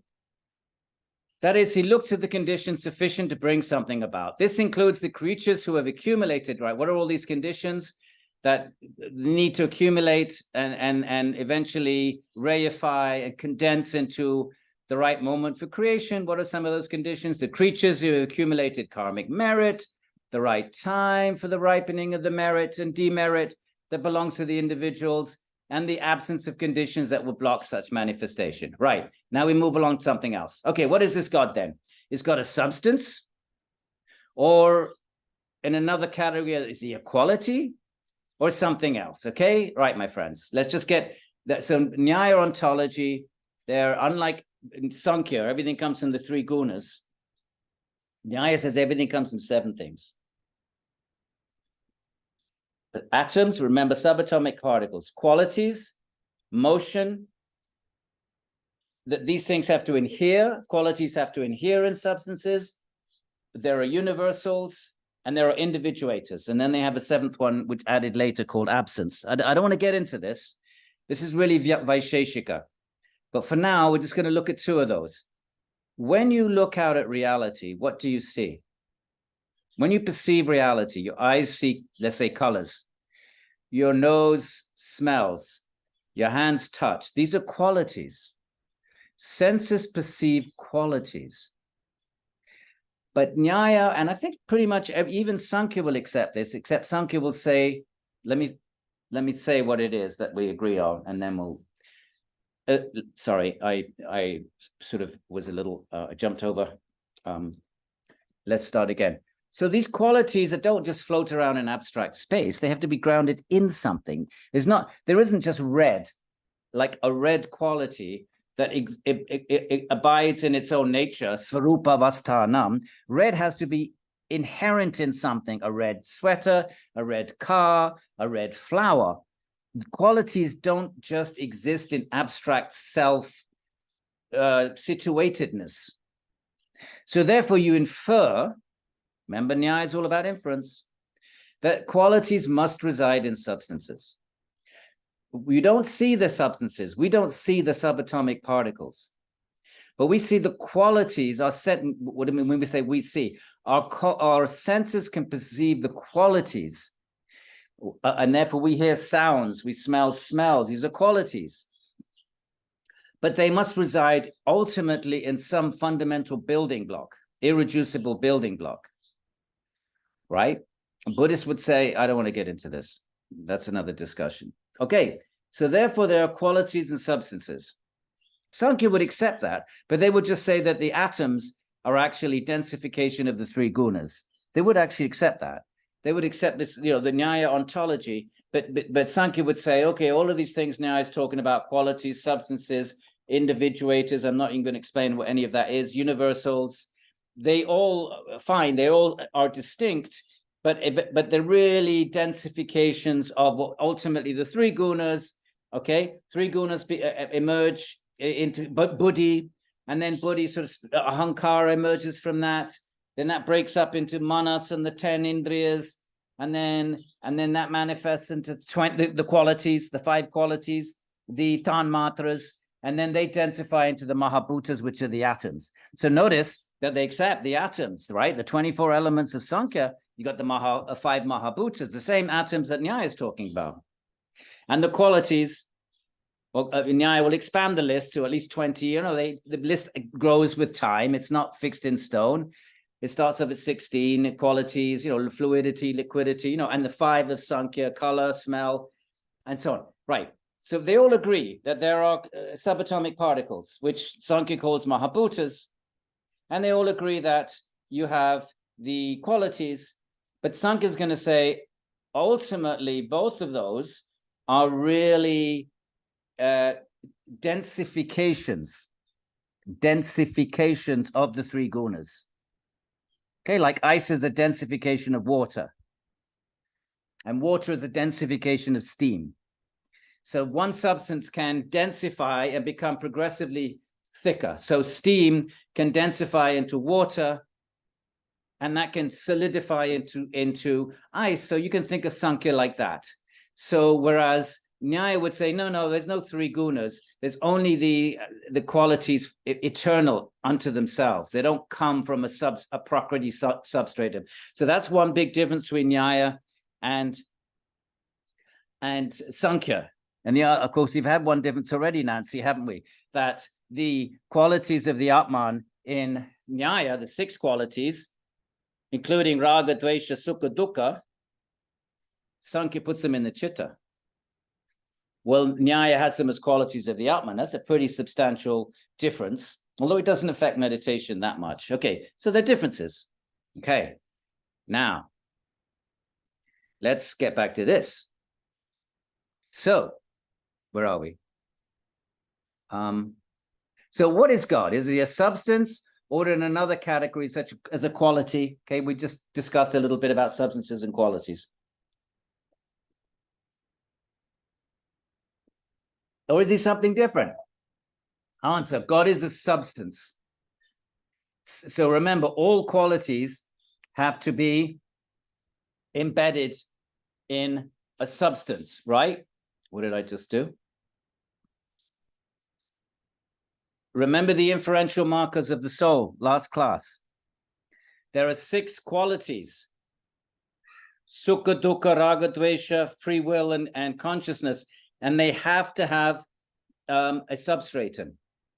And since these 6 qualities, you can't locate them in material substratum like earth atoms, fire atoms, air atoms, right? Or we would say subatomic particles. Can I just say this once and for all? When I use the term atom, I don't mean a Newtonian atom. I mean an irreducible entity that you can't split up anymore. Atoms can be split into their nucleuses and protons and neutrons. I don't know. Instead of just saying subatomic particle, which is what I should say, I may just slip sometimes and say atom, because that's what the literature has preserved since the 19th century for the word anu. And because at that time, as I said, when they first read Sanskrit texts, it was Newtonian physics, and they thought atom was an irreducible entity. So that word got stuck in the literature, like yoga is stuck now in our Western world to mean asana. You're not going to reclaim it. You can't go walk around with a placard saying, no, yoga's chitta vritti nirodha. Who's going to pay attention? It's gone. It's gone. We lost control of it, right? So in the same way, the word atom has kind of like now, in all the books, been preserved as a translation of anu, but anu is really something you can't break apart anymore, an irreducible particle. Okay, so if I slip and say atom, keep in mind that's I shouldn't be. I should be saying subatomic particle. So God is a substance. Why? Because he has qualities, and qualities have to reside in a substance. So, right? Just like that's how you infer that there was an Atman, because you had the 6 qualities, and they're not floating about in autonomy. They're qualities of a thing. So that thing is not a material thing. Remember last class. Why isn't it a material thing? Because you cannot identify any material thing that has raga, dvesha, desire, aversion, happiness, and right, a helium atom or a carbon atom or a subatomic, whatever it is. a muon or a gluon, they do not exhibit the qualities of consciousness and free will and blah, blah, blah. So since you cannot account for these qualities in any known material substance, this is what Nyaya, this is what an inference is. You make an inference, it must be some other kind of substance. Remember last class? And that other substance, you call it what you want to, but we can call it Purusha, we call it Atman, or you can call it, anything else. So God has qualities like omniscience, so they must also be grounded in a substance. So from a metaphysical point of view, God must be a substance. Remember, look at the word, stand. So something must stand beneath qualities. That's what a substance. Then, by the way, that word sta is the Sanskrit stitaha. Okay? Stitadhir, the Gita, one whose mind is fixed, is a stitadhi. So sta is an old Indo-European root, which in English stand, steady, stayed, stable. The sta are coming from an ancient Indo-European root, which in Sanskrit is star. Star is the root. So something must stand beneath a quality. Otherwise, what's grounding a quality? If nothing was grounding it, then green would be everywhere. Red would be everywhere. Sound would be everywhere. It wouldn't be limited. It would be, cover the whole universe would be green and red and blue simultaneously, if qualities were universal. And if they're not universal, then what's limiting them? What's grounding them? Something must be grounding them so that they are located in a non-universal kind of thing, which call it an atom or a subatomic particle, as Nyaya would do, and provide reasons for that. Okay. So God is a substance. He is the entity which stands. Why? Another category. Okay, God is a substance since he possesses the quality of knowledge. What does Patanjali say? Who is this Īśvara? Tatra nirati shayam sarvagnya. In him the seed of omniscience. Sarvagnya. Jnana is knowledge. Jnana. Sarva means knowledge of everything, but it's still jnana. So, and he's a Purusha. What's a Purusha? An irreducible substance. It just happens to be made of consciousness, but it's a substance. This is not Advaita Vedanta. Each soul is distinct forever, eternally. People tend to think of Advaita Vedanta as they overextend it as if it's all Hinduism. It's one sub-school, my friends. Nyaya is individualistic. Each soul is an individual. Pluralistic. There's a plurality of souls. Okay, 2 words. The Nyaya notion of soul, individualistic and pluralistic. Pluralistic means there's an infinity of soul, and they don't merge into some Brahman. No, that's Advaita Vedanta. Sankhya does not accept that. Yoga does not accept that. Nyaya does not accept it. The other 5.5 schools, Vaishnava Vedanta doesn't accept this. They all are individualistic and pluralistic. Advaita Vedanta has had far more mileage in the West than actually represents the reality in Indian philosophy. And there's reasons for that, such as great success of Advaita teachers, starting with Vivekananda. And so they became kind of like the spokespeople for Hinduism, and then people just thought Hinduism was Advaita Vedanta. No. Okay, hopefully that was a nice emphatic little no, my friends. Okay, here we are. Back we go. Whoop, we don't want that. Okay, so Nyaya Sutras. So, right, now what? He's a substance. Why? Since he possesses the quality of knowledge.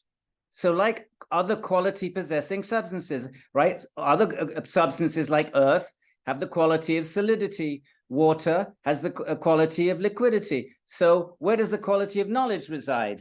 Not just little knowledge, but omni knowledge. It too must have a substance. So that substance is God. So metaphysically, what is God? We've been talking about creation. That's what God does. Okay, now we're changing the discussion. What is God? Not what he does as creator. What is he? What is the substance? Why? Because he has a quality of knowledge, and qualities have to reside in substances. So, question. Well, if he possesses knowledge, is he just another self, right? What is the quality of the Atman? Chit. Satchidananda. Right? what is the Chitti Shakti? Patanjali says, what is the seer? Remember that chapter 2, the Drashta Drishayaho. Do you want to find the verse? Let's have a look. What is this? What is the Atman? It's Chitti Shakti. Let's go along here. Well, somewhere here. Right. So, no. Let's take a moment. Let's make these connections. Okay, here it is. Here's the seer and the seen, right? What is the seer? Verse 20. Drashtra. It's Drishimatra. It's consciousness. The power of knowing. The power of knowing, to be able to be conscious. 220. What is the seer? Drashta. Drishimatra. The power of knowledge. And elsewhere he says Chitti Shakti. The Shakti of Chit. Chit is a Shakti. If you know something, that's a power that allows you to know. What does Shak? Shak mean Shakti, right? Shakti comes from the root Shak. And Shak means that which allows something to happen. So gravity is a Shakti because it causes planets to revolve. So Shakti means force or power, something which enables something else. So to know something is a Shakti because it is, so it's Chitti Shakti. What kind of a Shakti does the Atman have? Chitti Shakti, the power to know. So by that Shak, it's empowered Chitti to know the world or to know itself. But that's a power. So therefore it's called Chitti Shakti in Patanjali. I couldn't find that verse without taking a moment or two, which we don't have. Right. This is a special self. Right. So since he possesses knowledge, is he just another self? Well, why is he just a regular Atman then? Because Atmans have consciousness. They have Chitti Shakti. Why are you saying this God is a Purusha Vishesha, special? Well, answer, no. He's a special self because of his distinct qualities. Right? So earth and the like are substances, yet not selves because of their special properties. So the earth is earth because it has a unique property of touch. And air, no, actually that's air. Earth has the property of smell, and fire has the property of sight. So each substance has its unique property. So there is a distinction between the Lord and ordinary selves. He's not just another self. So the Atman, so there's Paramatma. So the Lord is a substance underpinning consciousness, and the Atmans are substances underpinning consciousness. So the opponent says, well, how are they different then? And now Nyaya says, no, they're different. So the question is, well, what are his distinct qualities? What makes him different then if he's a substance underpinning consciousness? Answer.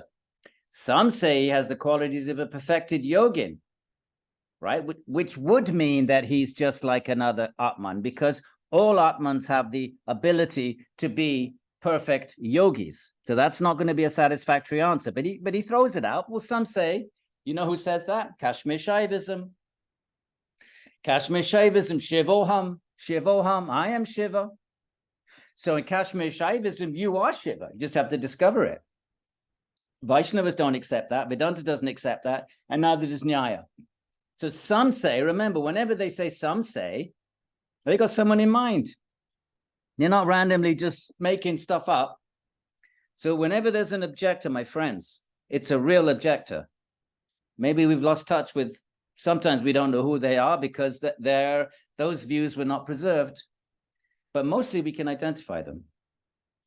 And the more you study, the more your awareness of this whole intellectual conversation over the centuries it becomes deepened. Just don't get too attached to it, my friends. Don't get too attached to study. Don't get too attached to erudition. It just makes you proud.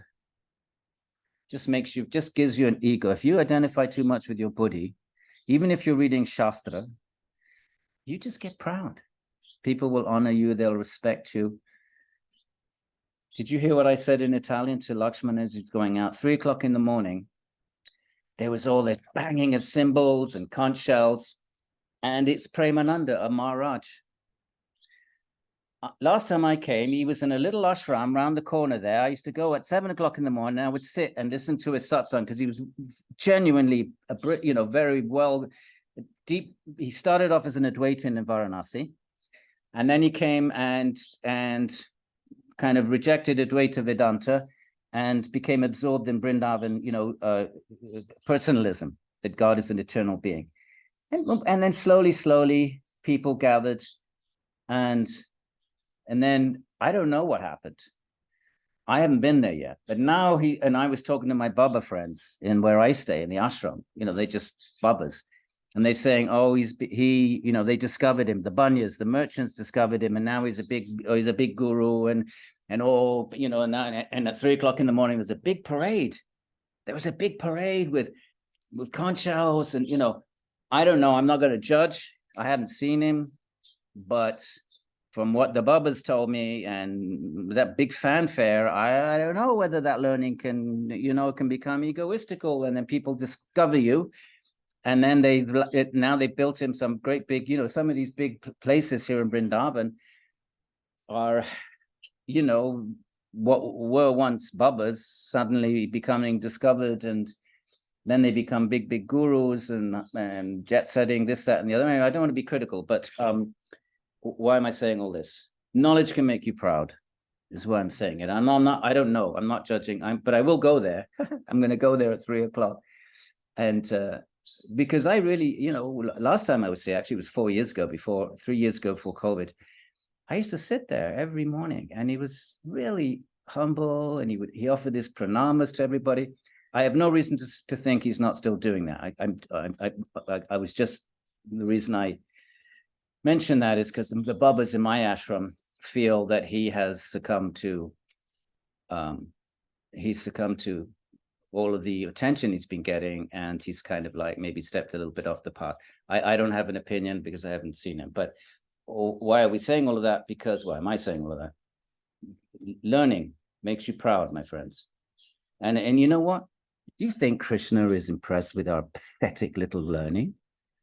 Even if you know every single sutra by heart, do you think Bhagavan is impressed by that? Do you think he's going to give you prema because you can memorize the Vedanta Sutra? I don't think so, my friends. So we should be careful. Right then. So what are his distinct qualities? Answer. Some say that he has the qualities of a perfected yogin. In any case, that's a problem right there, because if he has the qualities of a perfected yogin, he's no different from a perfected yogin. That means he's no different from me and you, because we potentially, at least in some life, could become perfected yogis. That's not what Patanjali says. He says he's never been affected by Maya. In any case, he excels other selves by having eternal knowledge. Notice the eternal knowledge. Look, my friends, Patanjali, eternal. His knowledge is unsurpassed. Where does he say that? Where does Patanjali say that? Here, Tatra Nirati Shayam. His knowledge is unsurpassed. It's eternal. It was not, it's not produced. It wasn't accomplished. It wasn't something you worked for. It's eternally there. He's a transcendent being. That's not a very good reason. But anyway, it is a reason. Where are we? Okay. In any case, now I don't know why it leaves that dangling. I think you see that ... I think there was a lot more here, and Dusty has cut that out. You couldn't just leave that like that, because some say, if he says some say, that means it's an opposing point of view, and then you should have an answer. So Dusty has cut out that answer, and that's fine. I have the highest regard for Dusty, my old friend, the author of this text. In any case, he excels other selves. How does he excel other selves? By having eternal knowledge. The Buddha did not have eternal knowledge. He was in ignorance in past lives. Kapila, the founder of Sankhya, had to be given knowledge by Shiva in the Upanishads. So it's not eternal knowledge. So it's not a siddha is someone who becomes accomplished. Becomes. Īśvara is eternally accomplished. Okay? You see the difference? Now, the question could be, and it's not discussed in Nyaya, but Vedanta discusses the question, okay, let's say you have God is eternally accomplished and the Siddha becomes accomplished. But once the Siddha has become accomplished, is he now God? Is he all into, okay, fine, God was eternally accomplished and the Siddha had to become accomplished, but once that is attained, what's the difference at that point? And Vedanta says, okay, All right, tell you what. The difference is the Siddha has all mystic powers, all accomplishments within the universe. But Īśvara creates the universe in the first place. That's the eternal difference.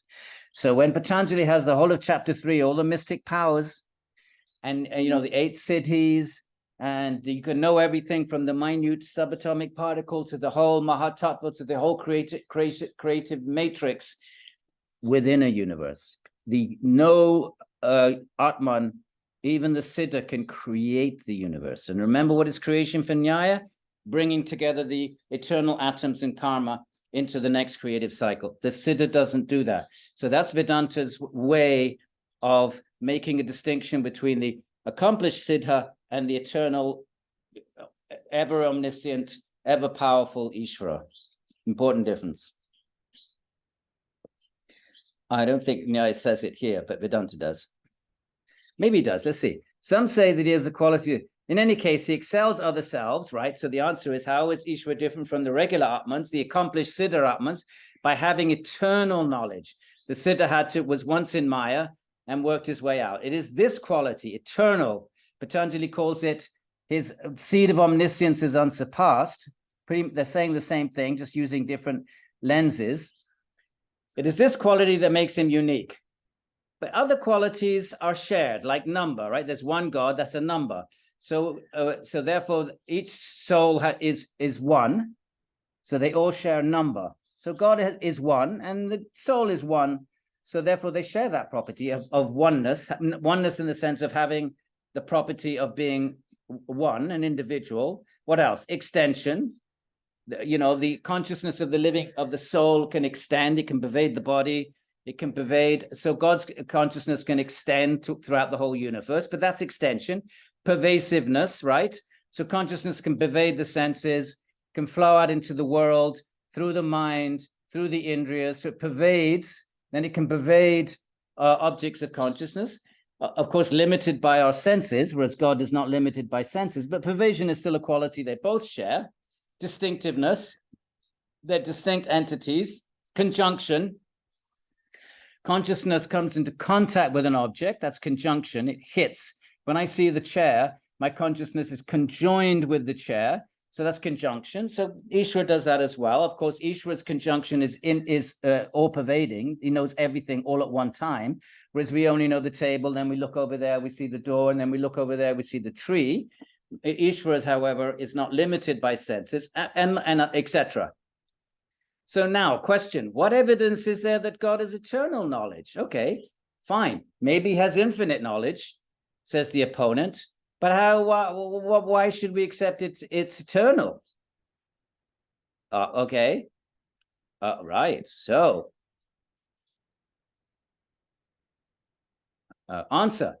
This inference is already proved. The inference already provided that atoms come to function as they must because an intelligent cause superintends them. In other words, atoms are eternal. And since they need an intelligence to bring them together in cosmic creation, and then, of course, they break apart for the period between creative cycles called pralaya, then they come, right, cyclical creation, then they come together eternally. So the intelligence that does that must also be eternal to keep up with the bringing together of the eternal atoms, bringing them together, end of the cycle, dissolving them, separating them, then period of rest, and then again and again and again. So he says, we've already established that. So then question, but that proves an intelligent cause. What proves that the knowledge is eternal? The questioner is not satisfied. He's pressing the same question. Fine, he says, let's say there's intelligence, but what makes that intelligence eternal? Maybe the intelligence is, I don't know, it's created or something. Answer, it's not possible that God's attention be restricted to individual objects, because God has to put together every single atom in the universe, not just individual ones, because something's got to oversee the law of karma, which is universal, governs all creation. So having established there must be intelligence, right? Like the axe, it doesn't act by itself. Well, that intelligence must be universal and eternal, because the atoms are eternal and universal, right? So cognition such as ours that are restricted to individual objects, right? I only see the chair and then the table. I don't see every atom in entire creation. They depend upon a collection of causes, right? For me to perceive something, I need a body with senses that my consciousness can then go out through the senses and contact a object in order to come about. But we see that the Lord's knowledge cannot be restricted to individual objects when he produces various effects simultaneously, such as the simultaneous production of enormously variegated vegetation. So God's consciousness is not restricted to only seeing a table. Then I move my eyes a little bit to the left, I see the chair. Then I move my eyes to the left and I see the couch. No, God has to oversee every single atom and bring them together simultaneously. Because the karma coming to me is coming to me at the same time as it's coming to the ant underneath the chair, and to, you know, the rickshaw waller on the road, and to, you know, the koala bear in Australia. All of it simultaneous. So therefore it has to be eternal and infinite. This wouldn't be possible if the Lord's knowledge were restricted to individual objects. If he's only aware of one thing or a few things at the time like us, then he couldn't be, then he wouldn't be the creator of all things, bringing all things together simultaneously. So therefore, his knowledge must be simultaneous, eternal, and infinite, meaning what does infinite mean? It's covering every single atom in the universe. So it's infinite and simultaneous. Well, but if God has knowledge, wouldn't this mean he also has a body? So the opponent says, okay, fair enough. You want to say he's like us, but he's infinite and eternal, but we only know things through a body. So does that mean God has a body? You're going to run into problems, because then a body is created. If you say God has a body, well, who created his body? Then you need another God to create that body. Well, how does that body, the second God, create the body of the first God? Well, that second God must have a body to do anything and know anything. So you need a third body, third God, to produce the body of the second body, God, who produces the body of the first, and so on. That, and then you get a you know, regressus ad infinitum, or whatever it's called, infinite regress. So wouldn't this mean God is a body? I'm writing a book about this, by the way. And the Vaishnavas would totally reject Nyaya's argument here, because Nyaya is assuming that all bodies are material. And Krishna's, Vishnu, Shiva's body are not material. They made a pure condensed consciousness. So, like I said, this is what I'm doing on my sabbatical, writing a book called In Defense of a God with Form. I may have mentioned it before. But anyway, let's look at Nyaya's argument, which is the same as Aristotle and Plato, that any body or bodies are material conglomerates. Right? And if God's body is also material conglomerates, he just said, what brings the bits of God's body together?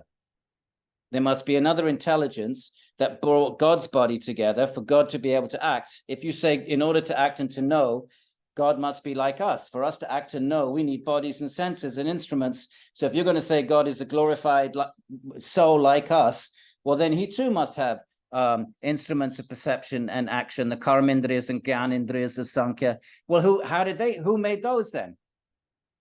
Who put those together? You're just arguing, you Nyaya people, that any compound, any product, anything with bits and pieces brought together like a body, it's got legs and arms and organs. Well, who brought those together then?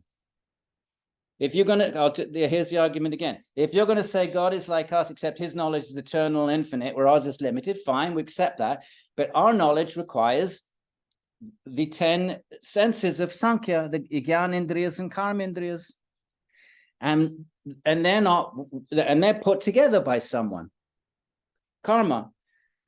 So if you're saying God knows and acts, then he must, how else can he know and act except through body, maybe a superhuman body, but he still needs senses and instruments. Well, who put those together then? You're going to have a second God, and then a third and a fourth, and you end up going down that infinite regress. Is everybody doing okay? Everybody? Are we getting this? Who are we going to pick on? How are we going to pick on somebody up there?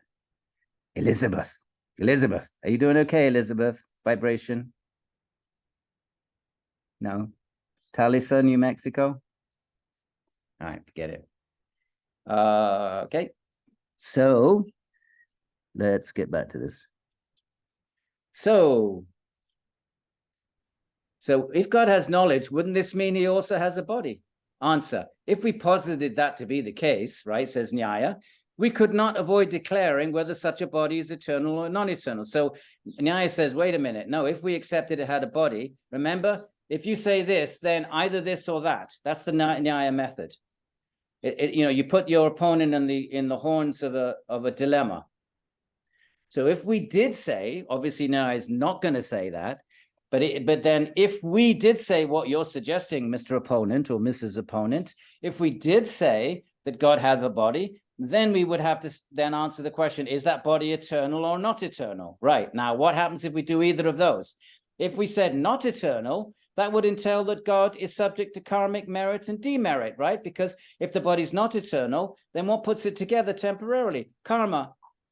So therefore, God would be subject to karma, which govern the production of bodies. If you're going to say all bodies that we know of, right? All smoke comes from fire. So all bodies that we know of are put together by karma. So if we said God had a body, that would mean he's subject to karma. That would mean the karma is more powerful than God. So if we took the out of the horns of the dilemma, does God have a body or not have a body? If we say does have a body, he'd be subject to karma, and that would not be the God we accept. What kind of a God is that that's subject to karma? If, on the other hand, we were to accept that the body of God had is eternal, why can't we say that he has an eternal body? We would propose something contrary to experience, and that's not the Nyaya way. The Nyaya way is inference, anumana, and inference is based on experience. You see smoke and infer the fire, right? So therefore, that our experience is that all bodies we've encountered are non-eternal. So if we say he has a body, either if we accept that we had a, notice how it's all logic. They're not quoting scripture. They're not quoting the Yoga Samadhi, right? They're quoting scripture. I mean, they're not quoting scripture. They're not quoting yogic autobiography. They're using inference. The opponent says, to know something, to do something, you need bodies. All in our experience, actions and perceptions are grounded in bodies with sense organs and instruments of action. Karmindriyas, Gyanindriyas. If you say God knows and acts, then are you saying he also has a body? And Nyaya says, well, let's think about it. If we did say he had a body, then we'd have to either say that body was eternal or non-eternal, and there's flaws in taking both those positions. If we say the body is not eternal, then what made it when he did have a body, which then became what put it together? Karma. Then he'd be just like us. What kind of a God is that? If, on the other hand, we say that the body is eternal, well, that goes against perception. We don't know any bodies that are not eternal. So then better than this, says Nyaya, is to posit eternal knowledge. Since it's uncaused, it doesn't necessitate having a body, right? In order to know something, you need a body, and it produces knowledge. Well, if you have eternal or knowledge eternally, you don't need a body to produce it. You need a body to produce. I've got to just go upstairs. You need a body to produce, remember episodes of knowledge? So an episode of knowledge is, the sense comes in contact with a sense object, and you see the tree, right? You hadn't seen that particular tree before, and then you get this knowledge episode in the mind, and you need instruments for that. But if God's knowledge is eternal, and it's not produced. If it's not produced, it doesn't need instruments of perception which produce knowledge. That's Nyaya's argument. I'm not sure how, we could probably pick at it. I'm sure the Buddhists would, but let's go with it. So if knowledge is eternal, it doesn't need to be produced, it doesn't need instruments to produce it. Remember, perception is the knower, the known, the method, the instrument of knowledge, and then you get a episode that wasn't there before. But if you know all things all the time, then you don't need instruments of perception. You don't need means of knowledge. It's already eternal and infinite. That's Nyaya's argument. So, and they're reaching it. How are they reaching it? They're saying, well, what's the alternative? They believe they've established that it needs to be intelligence. The intelligence needs to be to know everything in order to put the atoms together, infinity of atoms. Every single atom has to have a purpose for coming together, and that purpose is karma. You need an intelligence to direct it. Let's follow all of the arguments, put them together. So now, how does that so the opponent's been picking away at this all along. Nyaya believes it's answered all of those objections. And now the objection is fine, if we accept all of that, but how does God know, right? You only make an inference based on what you know. You know smoke is always connected by fire. So we know that knowledge episodes are always produced by senses, which means a body. So therefore, if you say God knows something, you're saying he knows everything, but whatever it is, to know anything at all, whether it's infinite or not, you need a body, an instrument of perception. And Nyaya says, okay, well, let's wait a minute. Let's see what happens if we did say that. Well, either that body is eternal or non-eternal, and they reject both of those possibilities. So what are they left with then? Then they're left with the last man standing.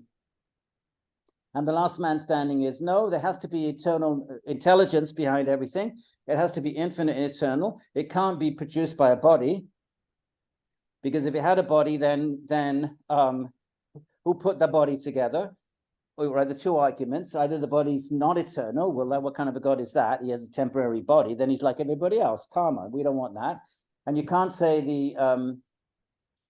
the body is eternal, right? Why can't I say that? Hang on. Just checking with that. My mind's gone blank. Right. If, on the other hand, we were to accept the body that God had as eternal, here it is. We would propose something contrary to experience. Then we'll be going against experience. So therefore, God must know everything, and he can't know it through a body, either a temporary body or an eternal body. So therefore, knock all that down, get rid of what we're left with. What's left standing? Better than this is to posit eternal knowledge. And if it's eternal, it's uncaused. And if it's uncaused, it doesn't need instruments of perception to cause it. If there's a tree in my garden and I don't know it, and then I want to know it, then I use my instruments, and then I know it. I didn't know it yesterday, but today I know it. But if that knowledge is eternal, then you don't need instruments of perception to produce it, because instruments of perception produce knowledge. Okay, I don't know if that was okay. Without the Lord's having such knowledge, the world could not have been created. So therefore, Nyaya is basically saying, look, inference can only take us this far. Inference can insist that there must be intelligence. That they will not negotiate. There must be intelligence. Things do not self-assemble. That's where this whole line of argument starts. They don't self-assemble. Intelligence puts them together, all known things, and they're going to develop this argument. We're going to go on with this argument. How many pages do we have? We're on page, where are we? What page is this? Where does it say page numbers? I don't want to rush this Īśvara section. 67 is what it looks like. 124. It goes on to 167. Holy. You're 67, page 60. This whole section goes on to 167? No. So 127 to 136. So we have 10 more pages. I want to read the whole chapter with you, my friends, because I'm at Īśvara, and it helps me reinforce. And I want to do this thoroughly. So let's add another class. Che ne dici, Lakshman? Posso aggiungere un'altra classe? Is my friend Lakshman. Oh, I've known for 45 years. I told you about him. So where were we? So we're on page 124. We have 15 more pages. So I'm going to add another class. And you don't have to join. You don't have to. So next week, we're going to finish the Īśvara chapter. And then we'll have one more class. Instead of 5, it'll be 6. And we will do the good. What's the good? Like Plato, what is good? What's the purpose of human life? That'll be a nice way to end. But I'm going to plug on through this arguments for Īśvara. And if you hate it or you don't like it, then just don't skip next week and come the week after, right? So we are going to have one more session. Does that sound okay? You can send some thumbs up or something. No? No thumbs up. All right. Well, next week there'll be 3 people in class. There'll be B, the very faithful B, there'll be Nancy, there'll be Rhonda. We'll have a small class. All right, let's get back to this. And also, if we do continue Swadhyaya in the future, I think I'm only going to want to do Bhagavatam. But we can choose Jnana sections of the Bhagavatam if you want to. But you can send me some, send me some, if you're interested in a ongoing, Bhagavatam, when I get back to Rutgers, I mean, like in January. Either once a month, because if you do it too often, then people, they blow it, it's something that's too, even spiritual things, if it's too available, it becomes sort of taken for granted. If you do it less frequently, I don't know, maybe it's more valuable. I don't know, that's just human psychology. It shouldn't be that way. But if we do an ongoing Bhagavatam, like until I die, then should it be once a month or should it be every 2 weeks? I'm thinking once a month. But if you feel otherwise, you can send me emails. Right, back to this. That won't start till January, though. Right, now. And without the Lord having such knowledge, what's the such? Well, eternal and, the atoms are eternal, so they're coming together and in cycles of creation and non-creation has to be eternal, so that intelligence overseeing that has to be eternal. So that's what such knowledge means. And it has to cover an entirety of the atom, so that means infinite. So therefore, you've got these 2 qualities of God, infinite and eternal, but metaphysically grounded. Metaphysically grounded in that the atoms are eternal, and therefore God's knowledge which governs has to be eternal because the atoms are eternal. That's metaphysical grounding for eternality, number 1. And 2, God's knowledge has to be infinite because the atoms are infinite. And therefore God's knowledge which oversees them also has to be infinite. So now you end up with the God, the necessary God, right? You've argued that you need intelligence, but now a corollary of that, an unavoidable corollary, once you establish this as intelligence, then the next unavoidable corollary of that is that intelligence must be infinite and eternal, because atoms are infinite and eternal, and nothing is random. Because random, what does random mean? Things come together because of intelligent causation. If you say things just self-assemble, well, what is that power, the Shakti, that makes them self-assemble? Now you've got to start talking about Shakti then, haven't you? You've got to start talking about the nature of things. Well, what the hell is the nature of things? What is that nature that makes, if you want to argue for self-assembly, you want to toss out God and say matter just has that nature, then what is it? What is that nature? What is that shak? What is that Shakti inherent in things that make them come together? That Shakti then must be intelligence. You haven't gained anything. You're back to intelligence, aren't you? Because if Shakti is inanimate, why would it bring things together in coherent, rational ways, like the creation of the universe that corresponds to karmic needs? By just talking about Shakti, just a word. That Shakti, but then Shakti has to be intelligence, then you're back to intelligence then, aren't you? Anyway, let's keep going. And without the Lord's having such knowledge, the world could not have been created. What would bring everything together? And again, I don't mean to be repetitive. They all believed it was eternal, like all ancient philosophers did, Greek and so on. Even if you accept Big Bang, you just have to tweak the argument and reconfigure it and say, okay, let's say there was a beginning, that the atoms came out of this infinitesimally dense moment. You still need to say what triggered it. You haven't gained much by saying there was a Big Bang. Fine. Let's say there was a Big Bang. By the way, they wouldn't have a problem with the Big Bang. You know why? Because creation is cyclical. So they would say, okay, your Big Bang vaguely corresponds to a new cycle. They wouldn't be terribly thrown out of whack by the acceptance of Big Bang. But their argument, even if they needed to reconfigure it, would remain, well, what was the intelligence? What triggered that? What triggered it? and made the atoms come together in coherent ways that we call the universe. That nothing self-assembles. We don't see tables self-assembling. We don't see axes get up and act by themselves. So they're in our known experience, all products, and that's the next argument, by the way, which we'll see next week. Palaces don't self-assemble, they're brought together by a palace maker. That's going to be next week's next week. So let's just see. Venudyodkara. Okay, and without the Lord's having knowledge, the world could not have been created.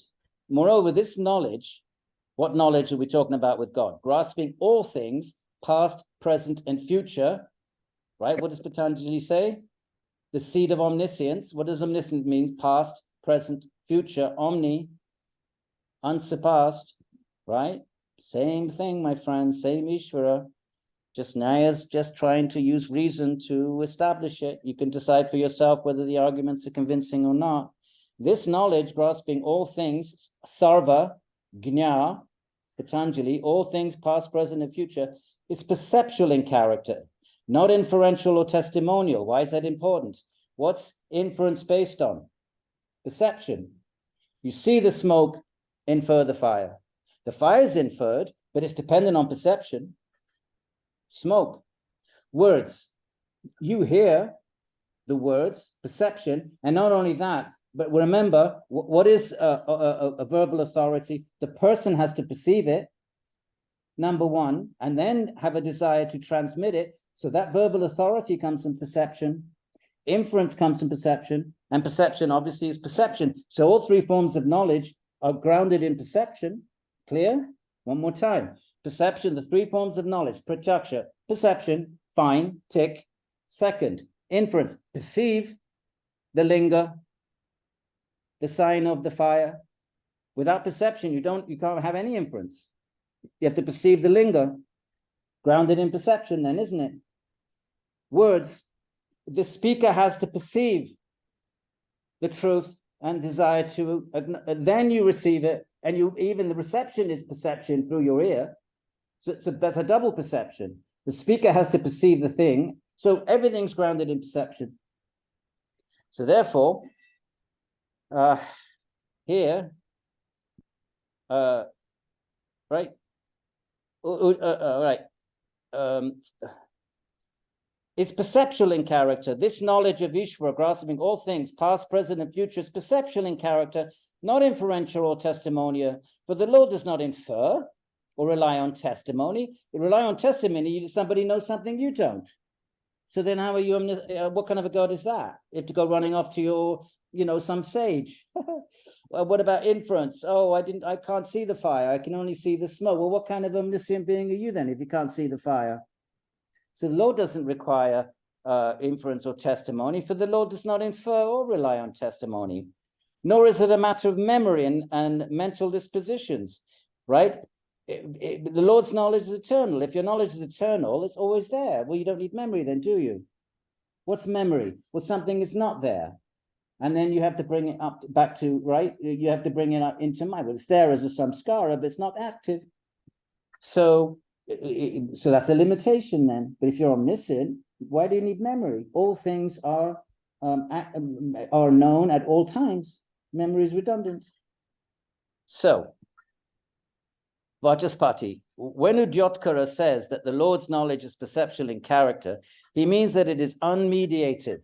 No mediation through the words of somebody else. No mediation through knowing the linga. That's mediated. Well, if it's mediated, then it's secondhand, isn't it? If it's secondhand, what kind of a God are you then? That your knowledge is based on secondhand information. That's a bit of a lousy God, isn't it? It's a bit of a not very sort of not what, when we think of God, that's not what we like to think of. We have to go running off to ask somebody else. You have to ask somebody else and get words, or see some sign. Okay, the point. Hopefully the point is made. Right. It's unmediated and direct. It is not that it is produced by eyes. Our knowledge is produced by eyes. Love the tree. We kept going on about the tree. The eyes contact the tree. right? So therefore it's mediated by something else. God can't be like that. So why? The Lord's knowledge is eternal. Put it all together. Why is it eternal? Because the atoms are eternal, and their combination in creation and pulling apart, it must also be eternal. So the intelligence behind it must be eternal. To call it perceptual is an analogical extension of the term. If we call God's knowledge perceptual, well, it's just an analogy. We don't mean it literally, that he's bound by senses. It's just a sort of, the same way as Patanjali says, the seer sees. Well, okay, you say see in an analogous sort of way, but that's not eyeball seeing. It's exactly the same thing.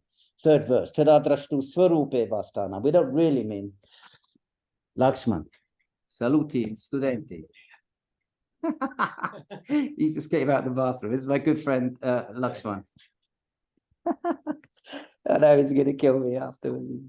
Caught him coming out of the bathroom. All right. A bit of a way. Okay. All right, my friends. What are we going to do? Okay. So Ujotkara, is the Lord bound? So they're going to, knock off all these things.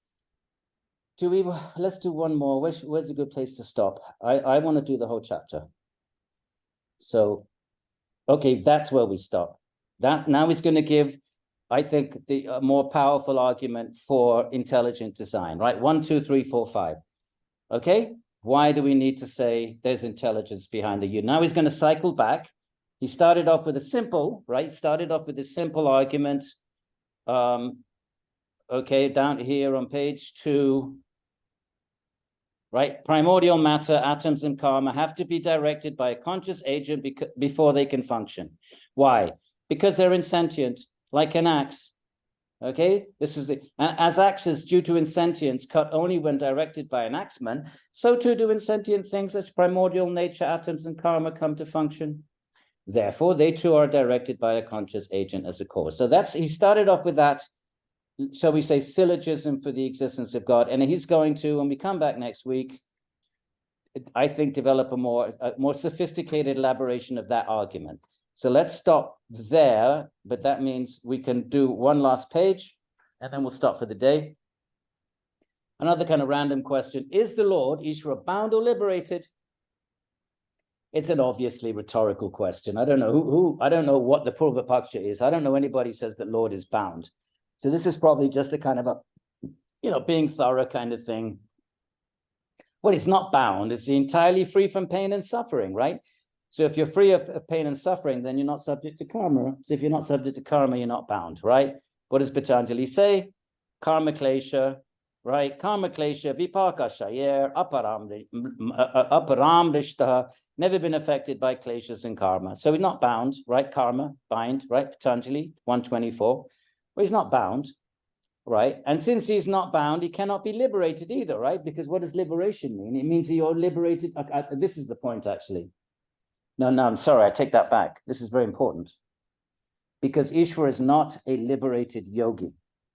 It's not someone like, again, the commentators speak of Buddha and Kapila of Sankhya and great Vedic sages who were once bound.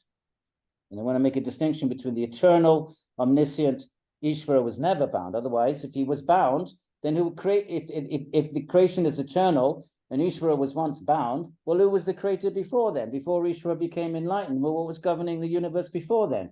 That's not going to work, is it? So he's in right, and since he's not bound, he can't be liberated. And the meaning of liberation is being liberated from bondage. So if you're never bonded, you can't talk about liberation. Becomes meaningless. It is only the bound who are liberated, and the Blessed One, Bhagavan, is not bound in any way. Thus, he's also not liberated. But you can say, why, as I did a minute ago, I take back what I said, why is he randomly putting this in there? Not so much about he wants to make a distinction between Bhagavan, Īśvara, and the liberated Siddha. Okay? Right, now we enter the new argument. We start next week on right there, and then maybe we won't go for 2 hours next week, but it's an extra session, so we're just throwing it. We want to do this thoroughly. The Atman is easy. It has qualities that can't be granted in any other substance.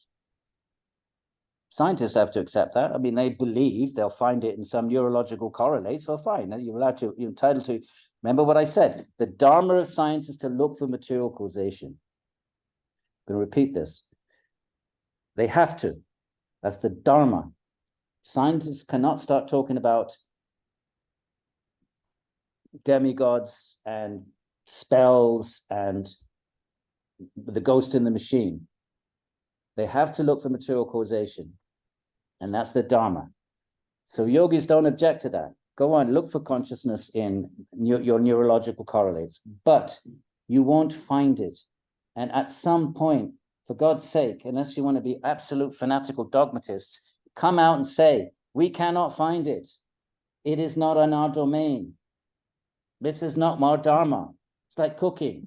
Don't ask scientists about cooking. Go to a cook. Well, that's a bad example. It's not our domain. Consciousness, go and talk to the philosophers, the theologians, and the mystics of the world. And hopefully science will get to, hopefully enough scientists will get to that place where they just give up and say, look, we fail, we'll keep looking, but so far we have to come to the position that despite our incredible depth of our science, our ability to go into the nano particles of the universe, we can find nothing that no substance that is the substratum of consciousness, and no combination of substances, which is what a neuron is, that the epiphenomenon from which emerges consciousness. So therefore, we cannot help you in this matter. Maybe the religious people can, maybe the yogis can, maybe the philosopher can. We don't know. That's out of our domain. We can't verify what they're saying, but neither can we deny it.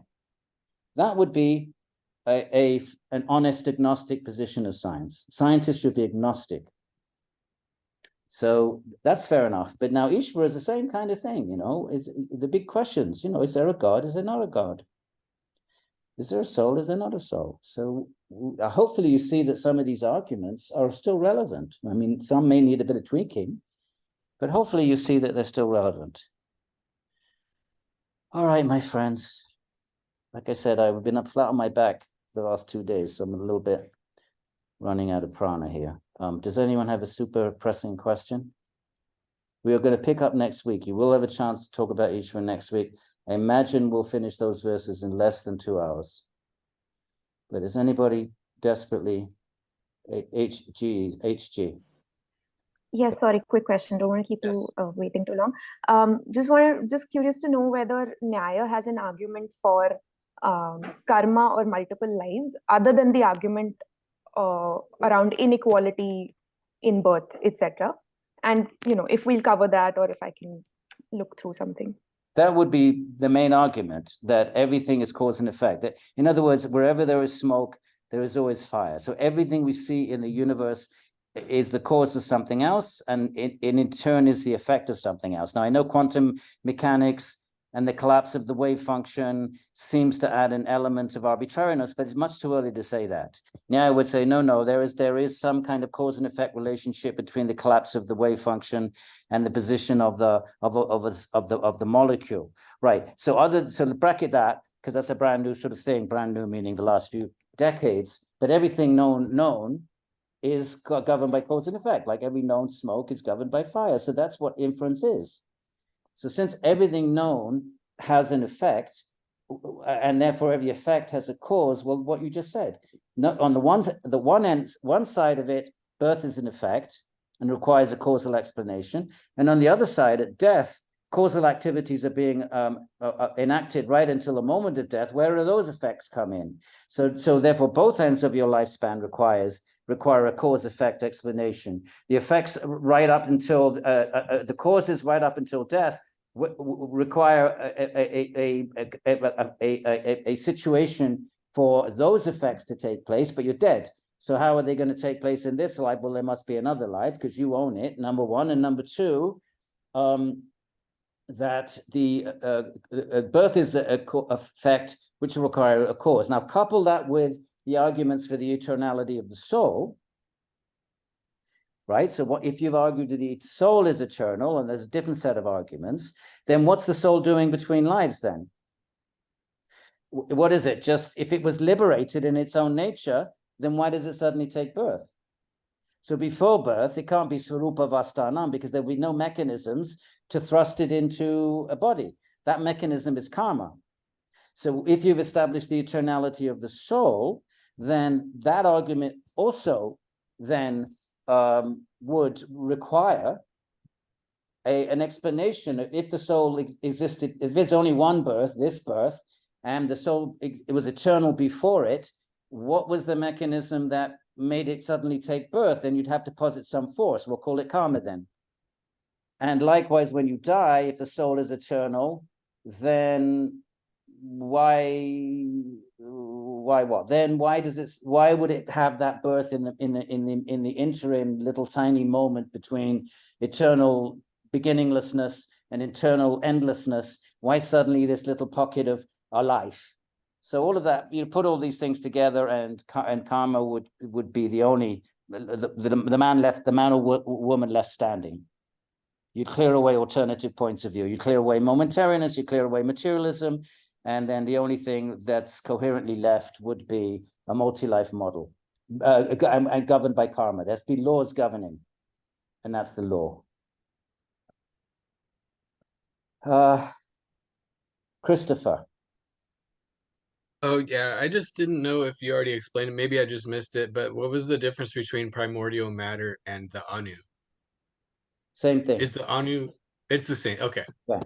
The Anus are the different kinds of Anus. Like we would have our, remember in school, we had our chart of the fundamental, don't they say after Big Bang, there was first like helium and hydrogen or something, right? And then we have our, what do you call it? The something or other table. What do you call that? The table? Yeah, periodic table elements. So wouldn't they say that periodic table comes ultimately wasn't helium the first and then hydrogen? It's something like that. So I'm not sure, but I think you're right. Yeah, I think Something like hydrogen was something like that. and helium, right, was the next one. Heavy. Maybe HG knows that. HG, do you know? What was the first thing, a first particle to come into existence? Anybody up there after Big Bang? Jennifer? Come on, Carl. Pull out your chemistry textbook from from how many years ago now? Carl's you're about as old as I am, I think. We got about the same amount of white hair, so that was a long time ago. Anybody? What periodic table? What was the first? Helium? Elizabeth, come on, Elizabeth. No? Helium, indeed. What was the first particle in the first nanosecond? Teresa. All right, someone can bring the answer next week. So then, and as scientists would say, from that, then you end up with whatever our periodic table is, right? I don't know what 100, 200, whatever it is. So they would say you had 5 eternal primordial subatomic particles, which they call earth, water, fire, air, ether, but that sounds very medieval and primitive, but actually it corresponds to irreducible, original, the equivalent of the helium and hydrogen or whatever we decide were the first particles. Okay, and so that's creation. Yeah, that's created for them. Hydrogen and helium. Well, Judith, thank you, Judith. All right, any other questions, my friends? Okay, so let me just see if there's any chats that I need to be aware of, and you can all log off. And is that all right? Is everybody happy about having another class? Because why wouldn't you be? You don't have to attend. There's no one, you're not forced to. So we just you're not into it, then just don't show up. Rhonda, quickly, last question for Rhonda. Rhonda. Yeah, I was just looking at the Yoga Sutra 140 that uses that Anu. So is that also kind of, again, bringing in that concept? Yeah, well done, Rhonda. Okay. So therefore,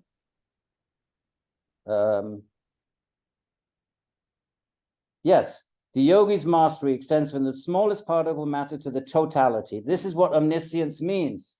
Okay, well done, Rhonda. So the Parama Anu, and then the Parama, the supremely small Anu. meaning in English we would say irreducible. Can't reduce it to anything smaller. Right now, what have they got to? Muons and gluons. And then now they're talking about strings, okay? But let's go with muons and gluons. Like in 100 years, they may come up with, you know, schmaggerties and infagrities, right? So whatever they come up with, when it gets to be irreducible, that's the Paramanu. Now the yogi, Vashikara, knows everything from the Paramanu to the Parama Mahatattva. The Mahatattva is Prakriti, the entirety of Prakriti. So the yogi knows everything. He knows the smallest anu to the whole of Prakriti. So then remember the discussion. Well, how's Īśvara any better then? Is the Siddha Īśvara? Well, Kashmir Shaivism would say yes. The Shakta traditions would say yes. What do you think Shivoham is all about? Shivoham, Shivoham, Shivoham. Nyaya, Vaishnava, Vedanta, Yoga, and Sankhya would say, no. You Siddha can know everything in a universe, but you can't bring the universe together in the first place. Call that creation. We understand that matter's not created, but so remember, when we talk about creation in these traditions, it means bringing the things together. We don't mean creation ex nihilo. Make sure you got that. So if I say creation, don't misunderstand. We're talking about creating something from pre-existing things. Okay, so like I create a picture, but I'm using paint and canvas that pre-exists.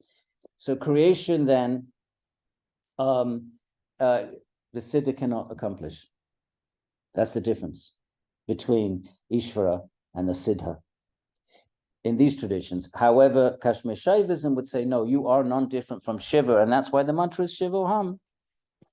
You know, now, the more you study, my friends, the more you need to be informed consumers. Don't think it's all the same. The schools are distinct. They overlap in many things, but they are distinct. Kashmir Shaivism is distinct from Sankhya and Yoga and Vedanta. Pick your path. From an informed place.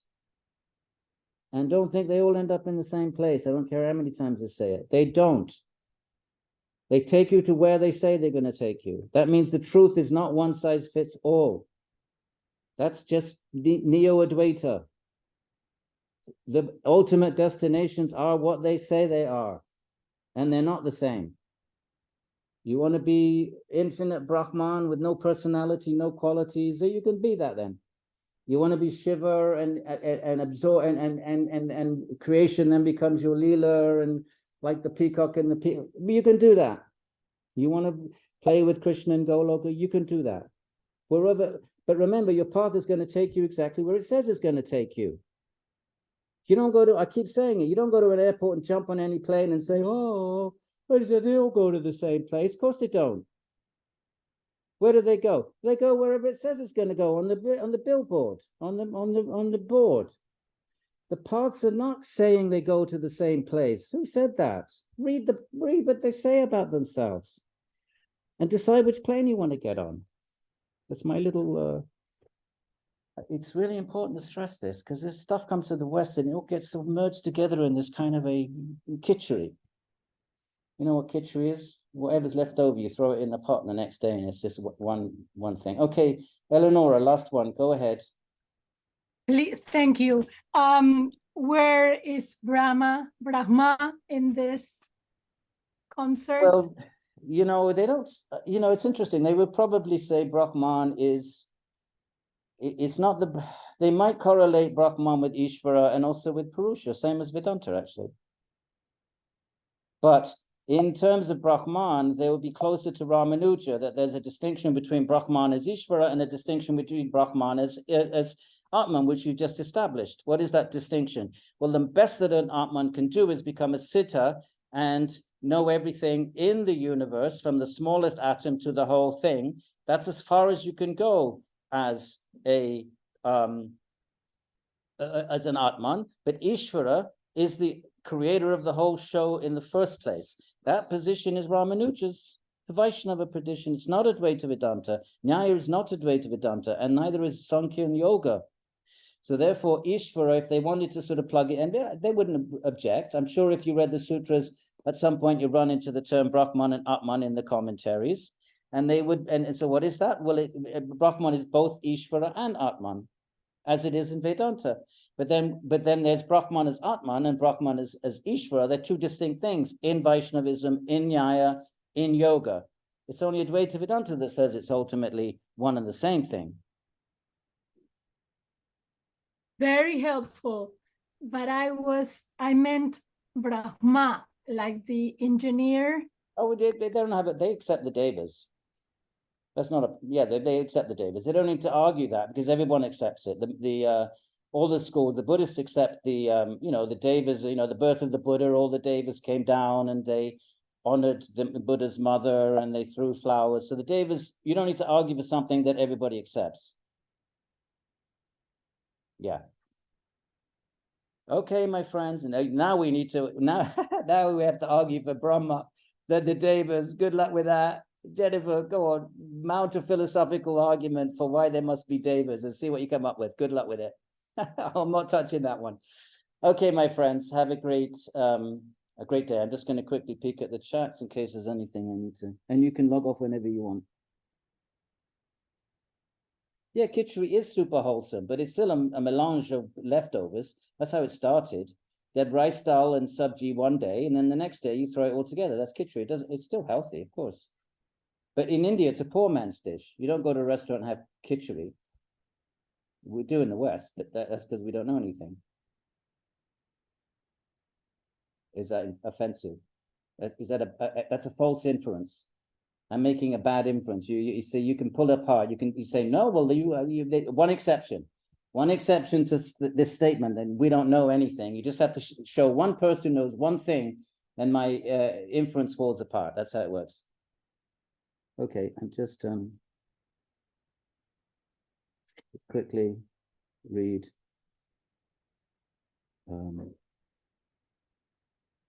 Bhagavatam. Yeah, if you want Bhagavatam, you better send some. Please send some. All right. That's it. Okay. All right. Take care, everybody. Bye-bye. Bye.